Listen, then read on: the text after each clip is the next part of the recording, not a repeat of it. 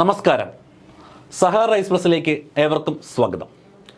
കഴിഞ്ഞ ക്ലാസ്സിൽ നമ്മൾ Mahatma Gandhi and independent movements in India എന്ന് പറയുന്ന ഒരു വലിയ ടോപ്പിക് ഇങ്ങനെ പഠിച്ച് വരികയായിരുന്നു. അപ്പോൾ കഴിഞ്ഞ 2 ക്ലാസ്സുകളായിട്ട് നമ്മൾ ഗാന്ധിജിയുമായിട്ട് ബന്ധപ്പെട്ട ഗാന്ധിജിയുടെ ജീവിതം ഇവിടെ നിന്ന് തുടങ്ങി ഏതുവരെ ഇങ്ങനെ ഒരു കഥ പോലെ ഗാന്ധി ജനിച്ചു, പഠിച്ചു, 13ാമത്തെ വയസ്സിൽ വിവാഹം കഴിച്ചു, ലണ്ടനിലേക്ക് പോയി, വക്കീലായി, കേസ് വാദിക്കുന്നു, ലണ്ടനിൽ കുറേ പ്രവർത്തനങ്ങൾ നടത്തുന്നു, ടോൾസ്റ്റോയ് ഫോം പോലെയുള്ള ആശ്രമങ്ങൾ സ്ഥാപിക്കുന്നു, ശേഷം ഇന്ത്യയിലേക്ക് വരുന്നു, ഇവിടെ ഗോഖലെയെ കാണുന്നു, ഇന്ത്യ മൊത്തം പര്യടനം നടത്തുന്നു, ശേഷം എന്ത് ചെയ്യുന്നുണ്ട്, വിവിധ രീതിയിലുള്ള പ്രവർത്തനങ്ങൾ നടത്തുന്നുണ്ട്. അങ്ങനെ ഗാന്ധിജിയുമായിട്ട് ബന്ധപ്പെട്ട കുറേ കാര്യങ്ങൾ നമ്മൾ പഠിച്ചു. അപ്പോൾ അതിൻ്റെ ബാക്കി എന്നോണം ഉള്ളൊരു ക്ലാസ്സാണിത്. അപ്പോൾ അതുപോലെ ഗാന്ധിജിയുമായിട്ട് ബന്ധപ്പെട്ട് ചോദിച്ചിട്ടുള്ള പ്രീവിയസ് ക്വസ്റ്റ്യൻസ് ആണ് ഇതാ ചോദിച്ചിരിക്കുന്നു. ചേരിചേരാ പ്രസ്ഥാനം രൂപീകരിക്കുവാൻ തീരുമാനിച്ച സമ്മേളനം ഏത് എന്നൊരു ചോദ്യം ചോദിച്ചിട്ടുണ്ട്. അടുത്ത ക്വസ്റ്റ്യൻ നോക്കുക. Arrange the following events in chronological order. താഴെ തന്നിരിക്കുന്ന സംഭവങ്ങളെ ക്രോണോളജിക്കൽ ഓർഡറിൽ, അതായത് കറക്റ്റ് എന്താണ് വർഷത്തിൻ്റെ അടിസ്ഥാനത്തിൽ അറേഞ്ച് ചെയ്യാനായിട്ടൊരു ക്വസ്റ്റ്യൻ ചോദിച്ചിട്ടുണ്ട്. Rowlatt act, Gandhi Irwin pact, partition of Bengal, Nehru report. ഇതിനെ അതാത് വർഷം അനുസരിച്ചിട്ട് അറേഞ്ച് ചെയ്യാനായിട്ട് ചോദിച്ചിട്ടുണ്ട്. അതിനകത്ത് പാർട്ടീഷൻ ഓഫ് ബംഗാളൊക്കെ നമ്മൾ പഠിച്ചിട്ടുണ്ട്. ബാക്കിയുള്ള കാര്യങ്ങളൊന്നും നമ്മൾ റൗലറ്റ് ആക്ട് നമ്മൾ പഠിച്ചിട്ടുണ്ട്. ബാക്കി കുറച്ച് നമ്മൾ പഠിക്കാനുണ്ട്. അപ്പോൾ ഈ ക്ലാസ്സിൽ നമ്മൾ ഇതൊക്കെ പഠിക്കും. മറ്റൊരു പ്രീവിയസ് ക്വസ്റ്റ്യൻ, ഗാന്ധി നിസ്സഹകരണ പ്രസ്ഥാനം പൂർണ്ണമായും നിർത്തിവെക്കാൻ കാരണമായ സംഭവം ഏത് എന്ന് ചോദിച്ചിട്ടുണ്ട്. എൻ്റെ ഉത്തരവ് ഇവിടെ മാർക്ക് ചെയ്ത് വെച്ചിട്ടുണ്ട്. ചൗരി ചൗര സംഭവമാണ്. അടുത്ത ക്വസ്റ്റ്യൻ, ചുവടെ കൊടുത്തിരിക്കുന്ന ചരിത്ര സംഭവങ്ങൾ കാലഗണനാക്രമത്തിൽ എഴുതുക. നമ്മൾ കുറച്ച് മുമ്പ് കണ്ട അതേ ക്വസ്റ്റ്യൻ തന്നെയാണ്. കാലഗണനാക്രമത്തിൽ അറിഞ്ഞത് എഴുതാനാണ് പറഞ്ഞിരിക്കുന്നത്. അപ്പോൾ ക്വസ്റ്റ്യൻസ് ഒന്ന് വായിച്ച് നോക്കാം. ഉത്തരം ഇവിടെ കൊടുത്തിട്ടുണ്ട്. ഓപ്ഷൻ ബി എന്ന് കൊടുത്തിട്ടുണ്ട്. ഈ സംഭവങ്ങളൊന്നും നമ്മൾ പഠിച്ചിട്ടില്ല, എല്ലാ സംഭവങ്ങളും പഠിച്ചിട്ടില്ല. നമ്മൾ ഈ ക്ലാസ്സിൽ പഠിക്കും. ഓക്കെ, ആൻസർ ഒന്നും ഞാനിപ്പോൾ വിശദീകരിച്ച് പറയുന്നില്ല. ഇതിനകത്തുള്ള കാര്യങ്ങളാണ് നമ്മൾ ഈ ക്ലാസ്സിനകത്ത് ചർച്ച ചെയ്യാനായിട്ട് പോകുന്നത്. വീണ്ടും പ്രീവിയസ് ക്വസ്റ്റ്യൻ, നിസ്സഹകരണ പ്രസ്ഥാനത്തെക്കുറിച്ച് താഴെ പറയുന്ന പ്രസ്ഥാനങ്ങൾ ഏതാണ് ശരി എന്നൊരു ക്വസ്റ്റ്യൻ ചോദിച്ചിട്ടുണ്ട്. അദ്ദേഹം ഒരു 4 സ്റ്റേറ്റ്മെൻറ്റ് തന്നിട്ട് അതിൽ ശരി ഏത് എന്ന് പറഞ്ഞ് നമ്മൾ ക്വസ്റ്റ്യൻ ഡിസ്കഷനൊക്കെ കാണുന്ന പോലെയുള്ളൊരു ക്വസ്റ്റ്യൻ, ഒരു പ്രീവിയസ് ക്വസ്റ്റ്യൻ ആണ്. നോക്കുക, ഗാന്ധിജി എന്ന് പറയുന്ന മേഖലയിൽ നിന്ന് കൊട്ടക്കണക്കിന് ക്വസ്റ്റ്യൻസ് നമുക്ക് ഡിസ്കസ് ചെയ്യാനുണ്ട്. പ്രീവിയസ് ക്വസ്റ്റ്യൻസ്, ഈ ക്വസ്റ്റ്യനൊക്കെ നമ്മൾ വിശദമായിട്ട് നമ്മുടെ പ്രീവിയസ് ക്വസ്റ്റ്യൻ ഡിസ്കസ് ചെയ്യുന്ന സമയത്ത് പഠിക്കുന്നതാണ്. ഇപ്പോൾ നമ്മൾ ഈ ക്ലാസ്സിന് മുന്നോടിയായിട്ട് ഈ ക്ലാസ്സിനകത്ത് പ്രധാനമായിട്ടും നമുക്ക് കിട്ടുന്ന കാര്യങ്ങൾ എന്തൊക്കെയാണ് എന്നൊരു ധാരണ നിങ്ങൾക്ക് ഉണ്ടാവാനാണ് ഈ ക്വസ്റ്റ്യൻ നമ്മൾ പരിചയപ്പെടുത്തുന്നത്. നോക്കുക, താഴെ പറയുന്ന പ്രസ്ഥാനങ്ങളിൽ ശരിയല്ലാത്തവ ഏതെല്ലാം എന്നൊരു ക്വസ്റ്റ്യൻ ചോദിച്ചിട്ടുണ്ട്. ഗാന്ധിജിയുടെ 4 സംഭവങ്ങൾ തന്നിട്ടുണ്ട്. ഗാന്ധിജിയുടെ സത്യാഗ്രഹം ഖേദയായിരുന്നു, ചൗരി ചൗര സംഭവത്തെക്കുറിച്ച് പറയുന്നു, ഗാന്ധിജിയുടെ വട്ടമേശ സമ്മേളനത്തെക്കുറിച്ച് പറയുന്നു, ഇന്ത്യൻ നാഷണൽ കോൺഗ്രസ് 20ലെ സമ്മേളനം നാഗ്പൂരിൽ നടന്നു. അങ്ങനെ 4 പ്രസ്താവനകളിൽ ഇതിൽ ശരിയല്ലാത്തത് ഏത് എന്നൊരു സ്റ്റേറ്റ്മെൻറ്റ് ചോദിച്ചിരിക്കുന്നു. ഓക്കെ, അപ്പോൾ ഇത്രയും ക്വസ്റ്റ്യനാണ് ഈ ഒരു മേഖലയിൽ നിന്ന് ഗാന്ധിജിയുമായിട്ട് ബന്ധപ്പെട്ട് ഇന്നത്തെ ക്ലാസ്സിൽ നമ്മൾ ഡിസ്കസ് ചെയ്യാൻ പോകുന്ന ടോപ്പിക്കുകളുമായിട്ട് ബന്ധപ്പെട്ട പ്രീവിയസ് ക്വസ്റ്റ്യനാണ് നമ്മൾ കുറച്ച് മുമ്പ് കണ്ടത്. അപ്പോൾ ക്ലാസ് കഴിഞ്ഞ ശേഷം എന്ത് ചെയ്യുക, ഇതിനകത്ത് കുറേ പോയിന്റുകൾ നമ്മൾ ഓൾറെഡി പഠിച്ചതാണ്. ഈ ക്വസ്റ്റ്യനുകൾ ഒരിക്കൽ കൂടി എടുത്ത് വെച്ചിട്ട് ഒന്നുകൂടി ഒന്ന് ആൻസർ ചെയ്ത് നോക്കുക. എത്ര കാര്യങ്ങൾ നമുക്ക് ഈ ക്ലാസ്സിൽ നിന്ന് കിട്ടി, അല്ലെങ്കിൽ കഴിഞ്ഞ 2-3 ക്ലാസ്സുകളായിട്ട് ഈ 3 പാർട്ടുകളായിട്ട് നമ്മൾ എന്തൊക്കെ കാര്യങ്ങൾ പഠിച്ചു, ഏതൊക്കെ മേഖലകൾ നമുക്ക് കവറാവാനുണ്ട് എന്നൊരു ധാരണ നിങ്ങൾക്കുണ്ടാകും. അപ്പോൾ നേരെ ക്ലാസ്സിലേക്ക് പോകുന്നു. ചൗരി ചൗര സംഭവം 1922 കഥ ഇതുവരെ എന്ന് പറയുന്നത് പോലെ കഴിഞ്ഞ ക്ലാസ്സിൽ നമ്മൾ എവിടെയാണ് നിർത്തിയതെന്ന് ചോദിച്ചാൽ, ഗാന്ധിജി നിസ്സഹകരണ പ്രസ്ഥാനം ആരംഭിക്കുന്നു. പിന്നീട് അത് എന്തിലേക്ക് തിരിയുന്നു, പല കാരണങ്ങൾ കൊണ്ട് അത് ചെറിയ കലാപത്തിലേക്ക്, ഗാന്ധിജി വിചാരിക്കുന്നതിലപ്പുറത്തേക്ക് കുറച്ച് കലാപത്തിലേക്ക്, വയലൻസിലേക്ക് സമരം പോവുകയാണ്. അങ്ങനെ വയലൻസിലേക്ക് പോയ സമരം എന്ത് ചെയ്യുന്നു, അവസാനം ചൗരി ചൗര സംഭവം എന്ന് പറയുന്നൊരു സംഭവത്തിലേക്ക് എത്തുന്നു. ആ സംഭവത്തിലൂടെ ഗാന്ധിജി എന്ത് ചെയ്യുന്നു, ഈ നിസ്സഹകരണ പ്രസ്ഥാനം ഗാന്ധിജി പിൻവലിക്കുന്നു. ഇതുവരെയുള്ള കാര്യങ്ങളാണ് നമ്മൾ പറഞ്ഞു നിർത്തിയത് എന്നാണ് എൻ്റെ ഓർമ്മ. ഇനി ഈ ചൗരി ചൗര ഇൻസിഡൻറ്റ് എന്നാണെന്നും കുറച്ചുകൂടി ഒന്ന് വിശദമായിട്ട് പറഞ്ഞാൽ, ഇത് നോക്കുക, ഇത് നടന്ന incident to freedom struggle that took place on February 5, 1922. 1922 ഫെബ്രുവരി 5-നാണ് ഈ പറയുന്ന ചൗരി ചൗര സംഭവം എന്ന് പറയുന്ന ദാരുണമായ സംഭവം നടന്നത്. ഓക്കെ, അപ്പോൾ 1922 ഫെബ്രുവരി 5 നടന്ന ആ ഒരു സംഭവം എന്തെന്നാണ് ചോദിച്ചിട്ടുള്ളത്. ചൗരി ചൗര പോലീസ് അറ്റാക്കാണ്. ഒരു പോയിന്റ് അല്ല, ഇതിൻ്റെ ആൻസറാണ് കേട്ടോ. ചൗരി ചൗര പോലീസ് അറ്റാക്കാണ്. അടുത്ത പോയിന്റ് നോക്കുക, എന്താണെന്ന് ചോദിച്ചാൽ, ഇത് ഞാൻ ക്ലാസ്സിലൊന്ന് ജസ്റ്റ് പറഞ്ഞു എന്ന് എനിക്ക് തോന്നുന്നു, കഴിഞ്ഞ ക്ലാസ്സിൽ ഒന്നും കൂടി പറയാം. The Chauri Chaura incident was a protest in which people set fire to a police station in protest of police firing on a crowd demonstrating in Chowri Chowra, resulting the death of 22 policemen. അതായത് ഈ നിസ്സഹകരണ പ്രസ്ഥാനവുമായിട്ട് ബന്ധപ്പെട്ട് ഒരുപാട് പ്രകടനങ്ങളും പ്രക്ഷോഭങ്ങളും ഒക്കെ എന്ത് ചെയ്യുന്നുണ്ട്, ഹർത്താലുകളൊക്കെ നടത്തുന്നുണ്ട് ആളുകൾ. നമ്മൾ പറഞ്ഞല്ലോ, വളരെ മാസീവായിട്ടുള്ളൊരു സമരമായിരുന്നു നിസ്സഹകരണ പ്രസ്ഥാനം. ലോകത്തിൻ്റെ രാജ്യത്തിൻ്റെ എല്ലാ മേഖലകളിലേക്കും എല്ലാ ആളുകളിലേക്കും ഇത് എത്തി. അങ്ങനെ വളരെ കാര്യമായിട്ട് നിസ്സഹകരണ പ്രസ്ഥാനം നടന്നുകൊണ്ടിരിക്കുമ്പോൾ ചൗരി ചൗരയിലും അതിൻ്റെ ഭാഗമായിട്ട് എന്ത് നടക്കുന്നുണ്ട്? ഡെമോൺസ്ട്രേഷൻസ്, പ്രകടനങ്ങൾ നടക്കുന്നുണ്ട്. ഇതിന് നേരെ പോലീസുകാർ വെടിവെക്കുന്നു. പോലീസുകാർ വെടിവെക്കുന്നതിൽ പ്രകോപിതരായ ചില സമരാനുകൂലികൾ എന്ത് ചെയ്യുന്നു? ചെറുതായിട്ടൊരു പോലീസ് സ്റ്റേഷൻ അങ്ങ് തീയിട്ട് നശിപ്പിക്കുന്നു. ചെറിയൊരു പോലീസ് സ്റ്റേഷൻ എന്ത് ചെയ്യുന്നു? തീയിടുന്നു. Okay, to set a fire on a police station. ഒരു പോലീസ് സ്റ്റേഷൻ, പോലീസ് സ്റ്റേഷൻ എന്ന് പറയുമ്പോൾ ബ്രിട്ടീഷുകാരുടെ പോലീസ് സ്റ്റേഷൻ. സ്വാഭാവികമായിട്ടും പോലീസ് സ്റ്റേഷനിൽ തീയിടുമ്പോൾ അവിടെ പോലീസുകാരുണ്ടാവും. അങ്ങനെ 22 പോലീസുകാർ മരിച്ചു പോകുന്നു. ഓക്കെ, നല്ല സംഭവമല്ലേ? ദാരുണമായ സംഭവം എന്ന് പറഞ്ഞത് ഇതുകൊണ്ടാണ്. വളരെ ബ്രൂട്ടലായിട്ടുള്ള സംഭവമാണ്. എന്ത് ചെയ്യുന്നു? ബ്രൂട്ടലായിട്ടുള്ള സംഭവമാണോ എന്ന് ചോദിച്ചാൽ നമുക്കതിനെ ന്യായീകരിക്കുകയും വിമർശിക്കുകയൊക്കെ ചെയ്യാം. ആ സമയത്ത് ബ്രിട്ടീഷുകാർ വെടിവെച്ചത് കൊണ്ടാണ് അവർ പോയി തീയിട്ടത്, അല്ലാതെ ചുമ്മാ ഒരു രസത്തിന് കത്തിച്ചിട്ടേന്നും അല്ല. ഓക്കെ, എന്തായാലും ഇങ്ങനെ ഒരു ഇൻസിഡൻറ്റ് നടക്കുന്നു. ഗാന്ധിജി, നിങ്ങൾ ആലോചിച്ച് നോക്കി, ഗാന്ധിജി അഹിംസയിൽ അടിയുറച്ചാണ് ഈ പറയുന്ന പ്രവർത്തനം മുമ്പോട്ട് കൊണ്ടുപോയത്. ആ അഹിംസയിൽ അടിയുറച്ച് ഗാന്ധിജി കൊണ്ടുപോയ ആ സംഭവമാണ് 22 പോലീസുകാരെ ചുട്ടുകൊന്ന ഒരു സംഭവത്തിലേക്ക് നയിച്ചത്. ഓക്കെ, ഇതെവിടെയാണെന്ന് ചോദിച്ചാൽ ആകെ മൊത്തം 25 ആളുകൾ മരിക്കുന്നുണ്ട്. 22 പോലീസുകാർ, 3 സിവിലിയൻസ് ഉൾപ്പെടെ 25 ആളുകളാണ് ഈ ചൗരി ചൗര ഇൻസിഡൻറ്റിൽ ആകെ മരണമടഞ്ഞു പോകുന്ന ആളുകളെന്ന് പറയുന്നത്. State where Chauri Chaura village is located. Chauri Chaura എന്ന് പറയുന്ന ഗ്രാമം സ്ഥിതി ചെയ്യുന്നത് ഉത്തർപ്രദേശിലാണ്. ഉത്തർപ്രദേശിലെ ഖോരഗ്പൂർ ഡിസ്ട്രിക്റ്റിലാണ് എന്നുകൂടി ഓർത്ത് വെച്ചിരിക്കുക. ഉത്തർപ്രദേശിലെ ഖോരഗ്പൂർ ഡിസ്ട്രിക്റ്റ്, നമ്മുടെ ചൗരി ചൗര സംഭവം നടന്ന ഗ്രാമം, ചൗരി ചൗര ഗ്രാമം സ്ഥിതി ചെയ്യുന്നത് ഉത്തർപ്രദേശിലെ ഖോരഗ്പൂർ ഡിസ്ട്രിക്റ്റിലാണ് എന്നുകൂടി അറിഞ്ഞിരിക്കുക. നോക്കുക, Gandhiji withdrew the non corporation movement after the Chauri Chaura incident. Yes, Gandhiji ഈ ചൗരി ചൗര ഇൻസിഡന്റ് കാരണമാണ് എന്ത് ചെയ്യുന്നത്? നോൺ കോർപ്പറേഷൻ മൂവ്മെന്റ് പിൻവലിക്കുന്നത്. അങ്ങനെ പിൻവലിച്ച വർഷം 1922 February 11 February 5 Chauri Chaura incident നടക്കുന്നു. തൊട്ട അതേ മാസം തന്നെ ഫെബ്രുവരി 11 എന്ത് ചെയ്യുന്നു? ഗാന്ധിജി നിസ്സഹകരണ പ്രസ്ഥാനം പിൻവലിക്കുന്നു. എന്തിൽ മരണമുണ്ട്? നമ്മുടെ ഈ ചൗരി ചൗര ഇൻസിഡൻറ്റിൽ ഖേദം പ്രകടിപ്പിച്ചിട്ടുണ്ട്. അതായത് ഗാന്ധിജി ഉദ്ദേശിച്ച രീതിയിൽ എന്ത് ചെയ്യുന്നില്ല, സമരം പോകുന്നില്ല. ഗാന്ധിജിയുടെ കൈവിട്ട് പോയി വയലൻസിലേക്ക് തിരിയുന്നു. അതുകൊണ്ടാണ് ഗാന്ധിജി എന്ത് ചെയ്യുന്നത്? ഈ നിസ്സഹകരണ സമരം പിൻവലിക്കുന്നത്, നോൺ കോർപ്പറേഷൻ മൂവ്മെൻറ്റ് പിൻവലിക്കുന്നത്. മനസ്സിലായോ? ക്ലിയർ അല്ലേ? നോക്കുക, Gandhi described the incident as the people did not properly understand the path of non-violence. അഹിംസയുടെ മാർഗം ജനങ്ങൾക്ക് ശരിയായി മനസ്സിലായില്ല എന്ന് ഗാന്ധിജി വിശദീകരിച്ചത് ഈ പറയുന്ന സംഭവത്തിലൂടെയാണ്. The people did not properly understand the path of non violence. ജനങ്ങൾക്ക് അഹിംസ എന്താണ്, അല്ലെങ്കിൽ അഹിംസയുടെ വഴി എന്താണ് എന്ന് ശരിയായി മനസ്സിലായില്ല എന്ന് ഗാന്ധിജി പറഞ്ഞത് ഈ പറയുന്ന സംഭവത്തിലൂടെയാണ്. The judge who presided over Gandhiji's trial was. ഗാന്ധിജിയുടെ വിചാരണ നടത്തിയ ജഡ്ജിൻ്റെ പേരാണ് justice C N Broomfield. Gandhiji എന്തിനാണ് വിചാരണ നടത്തുന്നത്? ഗാന്ധിജിയാണോ പോയി തീയിട്ടത്? പിന്നെ എന്തിനാ ഗാന്ധിജിയെ വിചാരണ നടത്തുന്നത്? നമുക്ക് ചിന്തിക്കാവുന്നതേ ഉള്ളൂ. ഇപ്പം നമ്മുടെ നാട്ടിൽ ഹർത്താലുകൾ നടത്തുമ്പോൾ ഇപ്പം ഏതെങ്കിലും ഒരു പാർട്ടിയിൽ ഹർത്താൽ നടത്തുന്നു, സ്വാഭാവികമായിട്ടും ആ പാർട്ടിയിലെ അണികളായിരിക്കും എന്ത് ചെയ്യുന്നത്? റോട്ടിൽ ഇറങ്ങിയിട്ട് ഹർത്താൽ നടത്തുന്നത്, വിജയിപ്പിക്കാൻ വേണ്ടിയിട്ട് നടത്തുന്നത്. അവരതിൻ്റെ ഭാഗമായിട്ട് ബസ്സുകൾ തടയും, കടകൾ അടപ്പിക്കും. അപ്പോൾ ചിലപ്പോൾ ചില വാഗ്വാദങ്ങളുണ്ടാകും.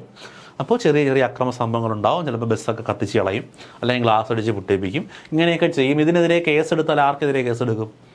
ഈ കത്തിച്ച ആളുടെ ഒരു വലിയ ജനക്കൂട്ടമായിരിക്കും എന്ത് ചെയ്യുന്നത്? ഇപ്പോൾ KSRTC ബസ് പാർക്ക് ചെയ്തിരുന്നു, അതിൻ്റെ നേരെ കല്ലെടുത്തെറിയുന്നു. ഒരു വലിയ ജനക്കൂട്ടമാണ് എന്ത് ചെയ്യുന്നത്?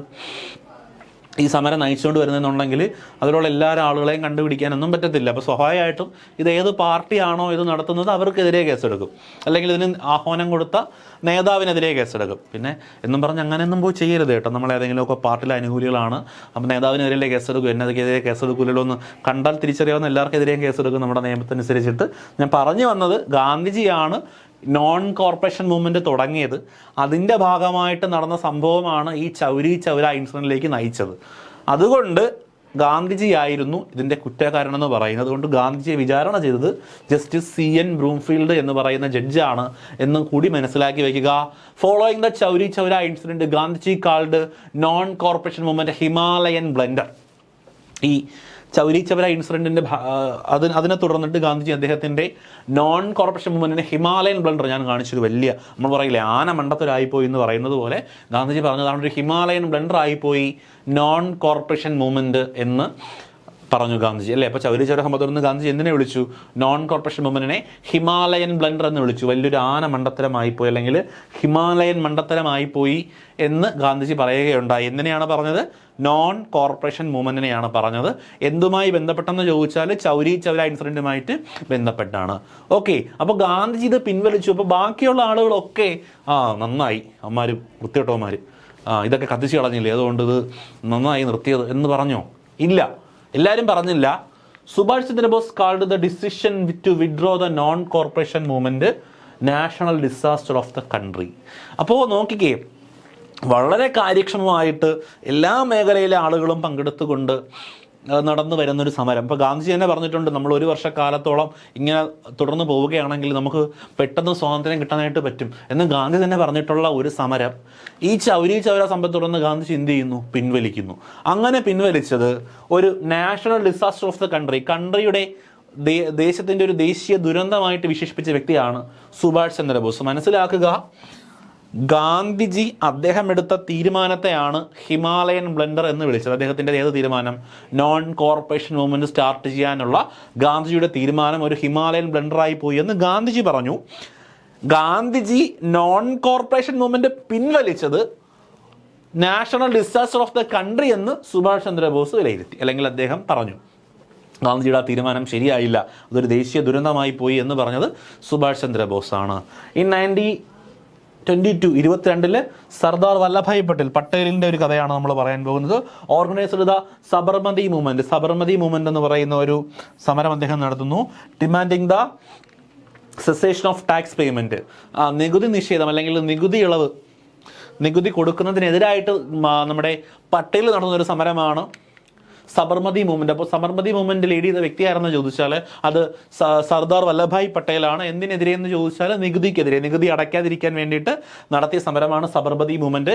22 നടക്കുന്നത്. ഏകദേശം ഈ നോൺ കോർപ്പറേഷൻ മൂവ്മെന്റിന്റെ ആ ഒരു കാലഘട്ടത്തിൽ അല്ലെങ്കിൽ അതുമായിട്ട് ബന്ധപ്പെട്ട് നടക്കുന്ന ഒരു സമരമാണെന്ന് കൂടി ഓർത്ത് വെച്ചിരിക്കുക.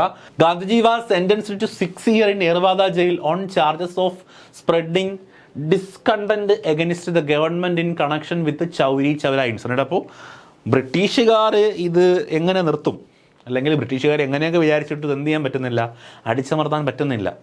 കാര്യം അവന്മാരൊരു സൈഡിൽ നിന്ന് അടിക്കുമ്പോൾ മറ്റൊരു സൈഡിൽ വളരെ സ്ട്രോങ് ആയിട്ട് എന്ത് ചെയ്യുന്നു, ഈ നോൺ കോർപ്പറേഷൻ മൂവ്മെന്റ് നടക്കുന്നു. എല്ലാ ആളുകളിലേക്കും ഇതെത്തി. വളരെ ബഹുജന ഒരു സമരമായിരുന്നു ഇത്. അപ്പോൾ ബ്രിട്ടീഷുകാർക്ക് ഒരിക്കലും ഇത് പറ്റുന്നില്ല. അങ്ങനെ ഒരു സമയത്താണ് എന്ത് ചെയ്യുന്നത്, ചൗരി ചൗര ഇൻസിഡന്റ് നടക്കുന്നതും ഗാന്ധിജിയായിട്ട് സമരം പിൻവലിക്കുന്നതും. ബ്രിട്ടീഷുകാർക്ക് അതൊരു നല്ല അവസരമായിരുന്നു. ഇവരെന്ത് ചെയ്തു, ബ്രിട്ടീഷുകാരെ ഗവൺമെന്റിനെതിരെ ഡിസ്കണ്ടന്റ് പ്രചരിപ്പിച്ചു, അല്ലെങ്കിൽ തെറ്റായിട്ടുള്ള സന്ദേശം കൊടുത്തു എന്ന് പറഞ്ഞുകൊണ്ട് ഈ ചൗരി ചൗര ഇൻസിഡന്റുമായിട്ട് ബന്ധപ്പെട്ട് ഗാന്ധിജി ജയിലിലടയ്ക്കുന്നു. ജയിലിലടച്ച വർഷം ഏകദേശം 6 വർഷക്കാലം ഗാന്ധിജി എന്ത് ചെയ്യുന്നുണ്ട്, ജയിലിലടയ്ക്കുന്നു. ഗാന്ധിജി അടച്ച ജയിലിന്റെ പേരാണ് ഏർവാദ ജയിൽ. അപ്പോൾ ചൗരി ചൗര ഇൻസിഡന്റുമായിട്ട് ബന്ധപ്പെട്ട് ഗാന്ധിജി ജയിലിലടച്ചത് ഏർവാദ ജയിലിലാണ്. എന്തുമായിട്ട് ബന്ധപ്പെട്ടെന്ന് ചോദിച്ചാൽ spreading discontent against the government, രാജ്യത്തിനെതിരെ വിദ്വേഷം പ്രചരിപ്പിച്ചു എന്ന് പറയുന്ന കേസിൽ ഗാന്ധിജി എന്ത് ചെയ്യുന്നുണ്ട്, അറസ്റ്റ് ചെയ്ത് ഏകദേശം 6 വർഷത്തോളം കാലം ജയിലടയ്ക്കും. നമ്മളിതിന് മുമ്പ് പഠിച്ചിട്ടുണ്ട് നമ്മുടെ നോൺ കോർപ്പറേഷൻ മൂവ്മെന്റ്. ഓക്കെ, അപ്പോൾ ഗാന്ധിജി ജയിലിലടയ്ക്കപ്പെടുന്നത് ചൗരി ചൗര ഇൻസിഡന്റുമായിട്ട് ബന്ധപ്പെട്ടാണ് നമ്മുടെ നോൺ കോർപ്പറേഷൻ മൂവ്മെന്റ് കാലഘട്ടത്തിൽ. Okay, it is the weakness of leadership not the people. ഇവിടെ ഈ സംഭവം നടന്നപ്പോൾ ഇത് ജനങ്ങളുടെ വീക്ക്നെസ് അല്ല, പകരം നേതാക്കളുടെ വീക്ക്നെസ് ആണ് എന്ന് പറഞ്ഞ വ്യക്തിയാണ് M N. Roy. It is the weakness of leadership not the people. അതായത് ഗാന്ധിജി ഈ നിസ്സഹകരണ പ്രസ്ഥാനം പിൻവലിച്ചതുമായിട്ട് ബന്ധപ്പെട്ട് എം.എൻ. റോയ് നടത്തിയ സ്റ്റേറ്റ്മെന്റ് ആണ് it is the weakness of leadership not the people. ഇത് നേതാക്കന്മാരുടെ ബലഹീനതയാണ്, പകരം ജനങ്ങളുടെ അല്ല എന്ന് പറഞ്ഞ വ്യക്തിയാണ് എം.എൻ. റോയ്. അടുത്തത് 24. അപ്പോൾ നമ്മൾ പറഞ്ഞു ഗാന്ധിജിയുമായിട്ട് ബന്ധപ്പെട്ട സംഭവങ്ങൾ നമ്മൾ ഓർഡറിൽ പഠിച്ചു വരികയാണ്. The section of Indian national Congress with Gandhiji as is president held in Belgaum. Gandhiji എന്ത് ചെയ്യുന്നു, നമ്മൾ പഠിച്ചതാണ് 24 ബെൽഗാം സെക്ഷനിൽ ഗാന്ധിജി INCയുടെ പ്രസിഡന്റ് ആകുന്നു. അപ്പോൾ 22 എന്ന് നടക്കുന്നു നമ്മുടെ ഈ പറയുന്ന നോൺ കോർപ്പറേഷൻ മൂവ്മെന്റുമായിട്ട് ബന്ധപ്പെട്ട് ചൗരി ചൗര ഇൻസിഡന്റ് നടക്കുന്നു. ചൗരി ചൗര ഇൻസിഡന്റ് കഴിഞ്ഞു ശേഷം ഗാന്ധിജി 24 6 വർഷക്കാലം ഗാന്ധിജി എന്ത് ചെയ്യപ്പെടുന്നുണ്ട്, ജയിലടയ്ക്കപ്പെടുന്നുണ്ട്. 24 അദ്ദേഹം ബെൽഗാം സെക്ഷനിൽ എന്താകുന്നുണ്ട്, അതിൻ്റെ അധ്യക്ഷനായിട്ട് വരുന്നുണ്ട്. 25 Gandhiji founded all India spinners association. 25 Gandhiji ഉണ്ടാക്കിയ സംഘടനയാണ് all India spinners association. Gandhiji founded the all India spinners association in 1925. 1925 Gandhiji ഉണ്ടാക്കിയ സംഘടനയാണ് all India spinners association. 1927 Gandhiji published his autobiography the story of my experiment with truth, എൻ്റെ സത്യാന്വേഷണ പരീക്ഷണങ്ങൾ ഇൻ നവജീവൻ മാസിക. ഗാന്ധിജിയുടെ ആത്മകഥ നമുക്ക് എല്ലാവർക്കും അറിയാം. അത് പബ്ലിഷ് ചെയ്ത വർഷം 27 ഗാന്ധിജി 27 അദ്ദേഹത്തിൻ്റെ ബയോഗ്രഫി ആത്മകഥ പബ്ലിഷ് ചെയ്യുന്നു. The story of my experiment with truth, എൻ്റെ സത്യാന്വേഷണ പരീക്ഷണങ്ങൾ. അത് പബ്ലിഷ് ചെയ്യുന്ന മാസിക നവജീവൻ മാസികയാണ്. ഈ പോയിന്റ് നമ്മൾ പറഞ്ഞിട്ടുണ്ടെന്നാണ് എനിക്ക് തോന്നുന്നത്.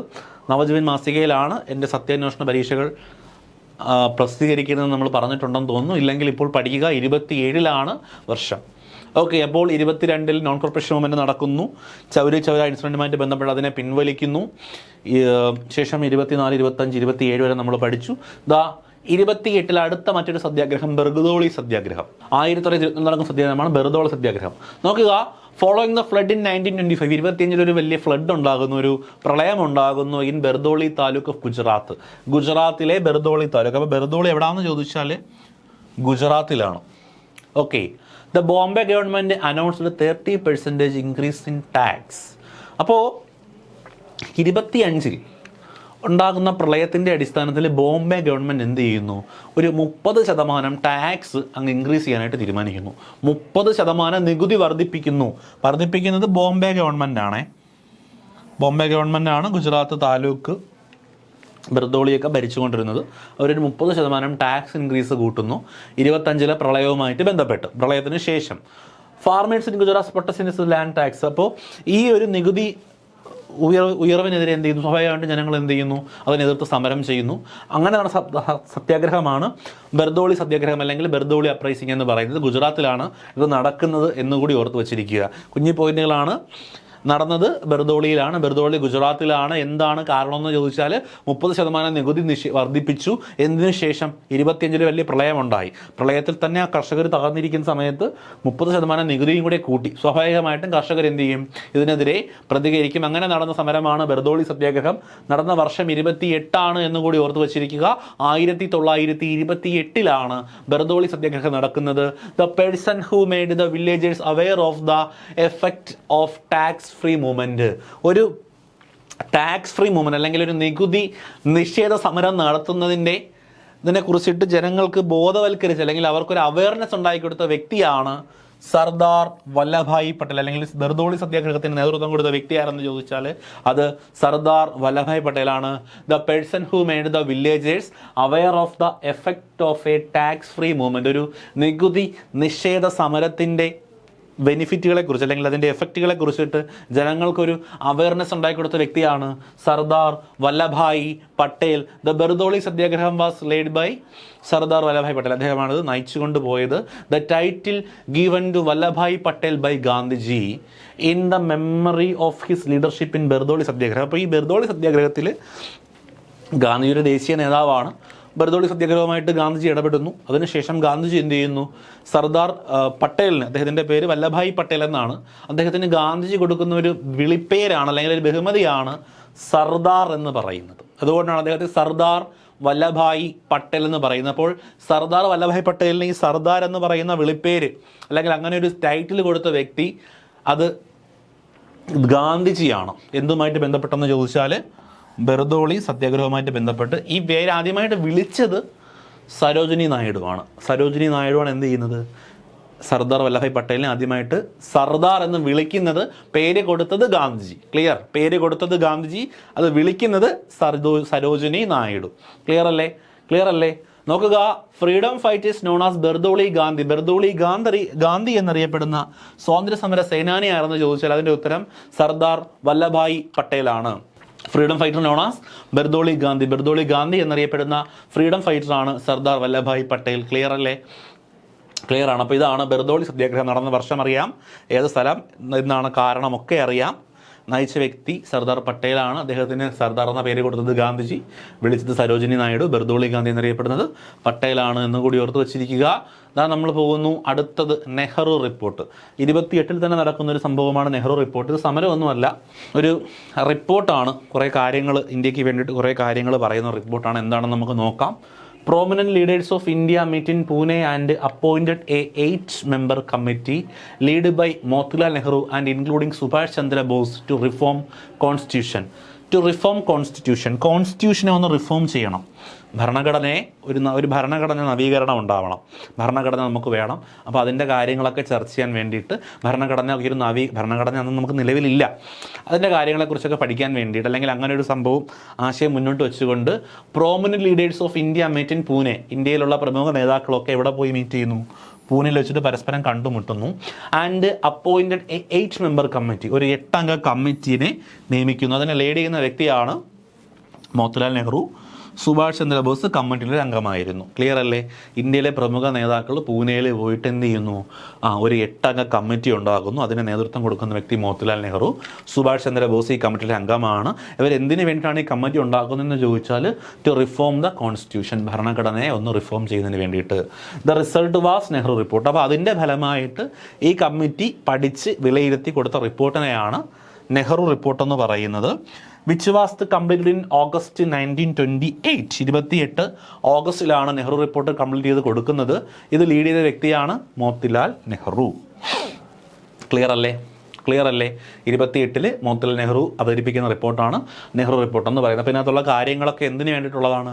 റിഫോം ദ കോൺസ്റ്റിറ്റ്യൂഷൻ, കോൺസ്റ്റിറ്റ്യൂഷനെ ഒന്ന് റിഫോം ചെയ്യുന്നതിന് വേണ്ടിയിട്ടുള്ള കാര്യങ്ങളാണ്. The report was first attempt to envision of constitutional framework for India. അപ്പോൾ ഈ റിപ്പോർട്ടാണ് അതെന്ന് പറയുന്നത്. Was the first attempt to envision a constitutional framework for India. Constitutional framework for India. ഇന്ത്യക്കൊരു കോൺസ്റ്റിറ്റ്യൂഷണൽ ഫ്രെയിംവർക്ക്, ഇന്ത്യക്കൊരു ഭരണഘടനാ ചട്ടക്കൂട് ഉണ്ടാക്കുന്ന ഏറ്റവും ആദ്യത്തെ ശ്രമം എന്ന് പറയുന്നത് ഈ നെഹ്റു റിപ്പോർട്ടാണ്. കോൺസ്റ്റിറ്റ്യൂഷൻ പൂർണ്ണമായിട്ടും ഉണ്ടാക്കിയില്ല, ഒരു ഭരണഘടനയുടെ ഒരു ചട്ടക്കൂട് ഉണ്ടാക്കുന്നതിനുള്ള ശ്രമം എന്ന് പറയുന്നത് ഈ നെഹ്റു റിപ്പോർട്ടായിരുന്നു എന്നുള്ളതാണ്. ഓക്കെ, നോക്കുക. The next goal of India was to declare to be the status of daughter state. Status of daughter state എന്ന് പറഞ്ഞാൽ പുത്രികാ രാജ്യ പദവി. അപ്പോൾ ഇന്ത്യയിലെ അടുത്ത ലക്ഷ്യം എന്ന് പറയുന്നത് was declare to be a status of daughter state, ഒരു പുത്രികാ രാജ്യ പദവി എന്ന സ്ഥാനം ലഭിക്കുക എന്നുള്ളതാണ് ഇന്ത്യയുടെ അടുത്ത ലക്ഷ്യം എന്ന് പറയുന്നുണ്ട്. ഈ നെഹ്റു റിപ്പോർട്ടിനകത്ത് പറയുന്നുണ്ട്. Nehru report was envisioned a secular state with equal rights for women and men. Nehru റിപ്പോർട്ടിൽ പറയുന്ന കാര്യങ്ങളാണ്. രണ്ടാമത്തെ കാര്യം, Nehru report envisioned secular state, ഒരു മതേതര രാഷ്ട്രം വേണമെന്ന് നെഹ്റു റിപ്പോർട്ടിൽ പറയുന്നു. With equal rights for men and women, സ്ത്രീകൾക്കും പുരുഷനും തുല്യ അവകാശങ്ങളുള്ള ഒരു മതേതര രാജ്യം വേണമെന്ന് നെഹ്റു റിപ്പോർട്ടിനകത്ത് പറയുന്നുണ്ട്. നെഹ്റു റിപ്പോർട്ട് അവതരിപ്പിക്കും, അതിനകത്ത് പറയുന്നുണ്ട് 2 കാര്യങ്ങൾ. ഒന്ന്, ഇന്ത്യയുടെ അടുത്ത ലക്ഷ്യം എന്ന് പറയുന്നത് ഇന്ത്യക്ക് എത്രയും പെട്ടെന്ന് എന്തുണ്ടാക്കുക, അല്ലെങ്കിൽ ഒരു പുത്രികാ രാജ്യ പദവി എന്ന് പറയുന്ന ഒരു സ്റ്റാറ്റസ് കിട്ടുക എന്നുള്ളത് നെഹ്റു റിപ്പോർട്ടിനകത്ത് പറയുന്നുണ്ട്. ഒരു സെക്യുലർ സ്റ്റേറ്റ് ഉണ്ടാകണം with equal rights for men and women എന്ന് നെഹ്റു റിപ്പോർട്ടിൽ പറയുന്നുണ്ട്. അടുത്തത്, the citizenship system and fundamental rights were defined in Nehru report. സിറ്റിസൺഷിപ്പ് സിസ്റ്റവും ഫണ്ടമെന്റൽ റൈറ്റ്സും, മൗലിക കടമകളെക്കുറിച്ചും പൗരത്വത്തെക്കുറിച്ചിട്ടുള്ള കാര്യങ്ങളൊക്കെ ഇവിടെ പറയുന്നുണ്ട്. നെഹ്റു റിപ്പോർട്ടിൽ കൃത്യമായിട്ട് ഡിഫെൻഡ് ചെയ്ത് വച്ചിട്ടുണ്ട്. അടുത്തത് ഈ 3 പോയിന്റുകളാണ് പ്രധാനമായിട്ടും നമ്മുടെ നെഹ്റു റിപ്പോർട്ടിനകത്ത് ഉള്ള പ്രധാനപ്പെട്ട കാര്യങ്ങളെന്ന് പറയുന്നത്. ഇതാണ്. ഒന്ന്, നമ്മുടെ ഡോട്ടർ സ്റ്റേറ്റ് അല്ലെങ്കിൽ പുത്രികാ രാജ്യ പദവി കിട്ടുക, അല്ലെങ്കിൽ രണ്ടാമത്തേന്ന് പറയുന്ന ഒരു സെക്യുലർ സ്റ്റേറ്റ് ഉണ്ടാകുക with equal rights for men and women. 3 പറയുന്നത് സിറ്റിസൺഷിപ്പ് സിസ്റ്റത്തെക്കുറിച്ചും ഫണ്ടമെന്റൽ റൈറ്റ്സിനെ കുറിച്ചിട്ടും ക്ലിയർ ആയിട്ട് നെഹ്റു റിപ്പോർട്ടിനകത്ത് ഡിഫൈൻ ചെയ്തിട്ടുണ്ട്.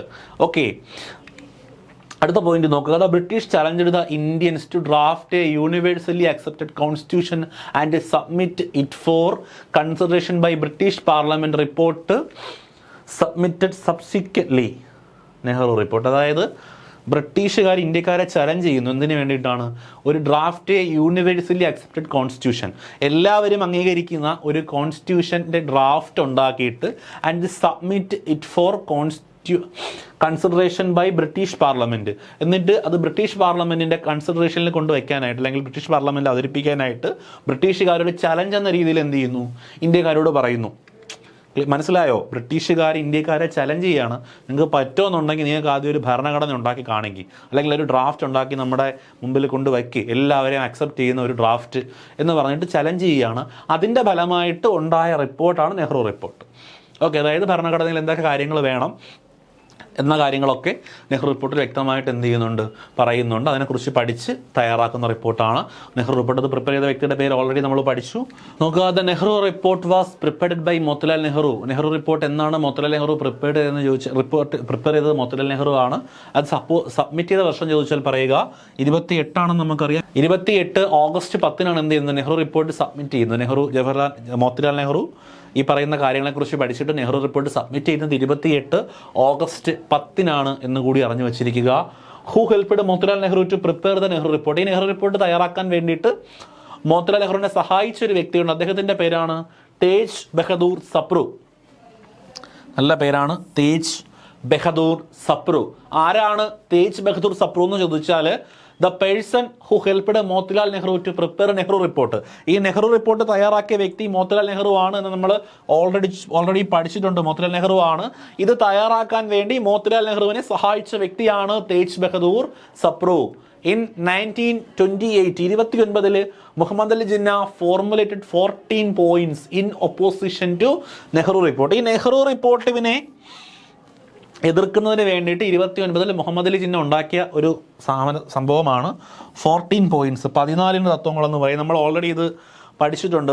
മുഹമ്മദ് അലി ജിന്ന ഈ 14 തത്വങ്ങൾ മുൻപോട്ട് വച്ചത് മുഹമ്മദ് അലി ജിന്നയാണ് എന്നുള്ള കാര്യങ്ങൾ നമ്മൾ പഠിച്ചിട്ടുണ്ട്. അത് ഈ നെഹ്റു റിപ്പോർട്ടിനെ ഒപ്പോസ് ചെയ്യുക, എതിർത്തുകൊണ്ടാണ് എന്ത് ചെയ്യുന്നത്, ഈ പറയുന്ന 14 പദ്ധതികൾ അല്ലെങ്കിൽ 14 തത്വങ്ങൾ എന്ന് പറയുന്ന ആശയം ജിന്ന മുൻപോട്ട് വയ്ക്കുന്നത്. 14 പോയിന്റ്സ്. ഓക്കെ, ക്ലിയർ ആണ്. നോക്കുക, recommendation made by Nehru report. Nehru റിപ്പോർട്ടിനകത്തുള്ള പ്രധാനപ്പെട്ട റെക്കമെൻഡേഷൻസ് നോക്കുക. India should be granted dominion status. ഇന്ത്യക്ക് എന്ത് ചെയ്യുക, ഡോമിനൻറ്റ് സ്റ്റേറ്റസ് കൊടുക്കുക. India should be granted dominion status. ഇന്ത്യക്ക് ഡോമിനൻറ്റ് സ്റ്റേറ്റസ് കൊടുക്കണം എന്നുള്ളത് നെഹ്റു റിപ്പോർട്ടിലുള്ള റെക്കമെൻഡേഷനാണ്. എന്താണ് ഡോമിനൻറ്റ് സ്റ്റേറ്റസ് എന്ന് വെച്ച് കഴിഞ്ഞാൽ, which mean that India should be granted independent within the British Commonwealth. British കോമൺവെൽത്തിൽ നിന്ന് ഇന്ത്യക്ക് എന്ത് കിട്ടണം, സ്വാതന്ത്ര്യം കിട്ടണം എന്നുള്ളതാണ് ഡോമിനൻറ്റ് സ്റ്റാറ്റസ് എന്ന് പറയുന്നത്. അത് ഇന്ത്യക്ക് എത്രയും പെട്ടെന്ന് കൊടുക്കുക എന്നുള്ളത് നെഹ്റു റിപ്പോർട്ടിലെ ഒരു റെക്കമെൻഡേഷനാണ്. 2, responsible government should be implemented at the central and the provinces. Provinces എന്ന് വെച്ചാൽ പ്രവിശ്യയിലും കേന്ദ്രത്തിലുമൊക്കെ ആര് വരണം, റെസ്പോൺസിബിൾ ഗവർണൻസ്, ഉത്തരവാദ ഭരണകൂടം അല്ലെങ്കിൽ ഒരു ഉത്തരവാദ ഗവൺമെൻറ്റിനെ ഇംപ്ലിമെൻറ്റ് ചെയ്യണം. കേന്ദ്രത്തിലും പ്രവിശ്യകളിലും ഒരു ഉത്തരവാദിത്ത ഗവൺമെൻറ്റിനെ ഇംപ്ലിമെൻറ്റ് ചെയ്യുക എന്നുള്ളത് നെഹ്റു റിപ്പോർട്ടിലെ രണ്ടാമത്തെ ഒരു സ്റ്റേറ്റ്മെൻറ്റാണ്. ഈ ഒരു മേഖല നന്നായിട്ട് പഠിക്കുക. സ്റ്റേറ്റ്മെൻറ്റൊക്കെ ആയിട്ട് എടുത്തിട്ട് ചോദിച്ചാൽ നമ്മൾ കുരുങ്ങും, ശ്രദ്ധിച്ച് പഠിച്ചില്ല എങ്കിൽ നമ്മൾ കുരുങ്ങും. സോ നന്നായിട്ട് പഠിക്കുക, ചാൻസ് ഉണ്ട് അങ്ങനെ ചോദിക്കാനായിട്ട്. ഒന്ന്, India should be granted dominion status. ഇന്ത്യക്ക് ഡോമിനൻറ്റ് സ്റ്റേറ്റസ് കൊടുക്കുക. എന്താണ് ഡോമിനൻറ്റ് സ്റ്റേറ്റസ് എന്ന് ചോദിച്ചു കഴിഞ്ഞാൽ, ഇന്ത്യ എന്ത് ചെയ്യുക, ബ്രിട്ടീഷ് കോമൺവെൽത്തിൽ നിന്ന് ഇൻഡിപെൻഡൻ്റ് ആയിട്ട് നിൽക്കുക. ഇന്ത്യ ഇൻഡിപെൻഡൻ്റ് ആയിട്ട് നിൽക്കുക within the British Commonwealth. British കോമൺവെൽത്തിനകത്ത് ഇന്ത്യ സ്വതന്ത്രമായിട്ട് നിൽക്കുക എന്നുള്ളതാണ് ഡോമിനൻറ്റ് സ്റ്റാറ്റസ് കൊണ്ട് ഉദ്ദേശിക്കുന്നത്. അതായത് ബ്രിട്ടീഷ് കോമൺവെൽത്തിൽ തന്നെയാണ് ഇന്ത്യ, പക്ഷേ ഇന്ത്യക്ക് സ്വതന്ത്രമായിട്ട് നിൽക്കാൻ പറ്റണം. നമ്മൾ ഇന്ന് കാണുന്ന പോലെ ഒരു സ്വാതന്ത്ര്യം കിട്ടണമെന്നല്ല. Okay, 2, responsible government should be implemented at the centre and provinces. പ്രവിശ്യകളിലും കേന്ദ്രത്തിലും ഒരു റെസ്പോൺസിബിൾ ഗവൺമെൻറ് നിലവിൽ വരണം എന്നുള്ളത് നെഹ്റു റിപ്പോർട്ട് മുൻപോട്ട് വെച്ച ഒരു ആശയമാണ്, അല്ലെങ്കിൽ റെക്കമെൻഡേഷൻ. 2 ക്ലിയർ ആയത് അടുത്ത് നോക്കിക്കൊള്ളുക. A federal government that included the princely states should be established at the centre. ഒരു ഫെഡറൽ ഗവൺമെൻറ് എന്ത് ചെയ്യണം, ഒരു ഫെഡറൽ ഗവൺമെൻറ്റിനെ ഉണ്ടാക്കണം. ഇൻക്ലൂഡഡ് ദ പ്രിൻസിലി സ്റ്റേറ്റസ്, നാട്ടുരാജ്യങ്ങളെയും കൂടി ഉൾപ്പെടുത്തിക്കൊണ്ടൊരു ഫെഡറൽ ഗവൺമെൻറ് ഉണ്ടാക്കണം. Should be establish at the centre.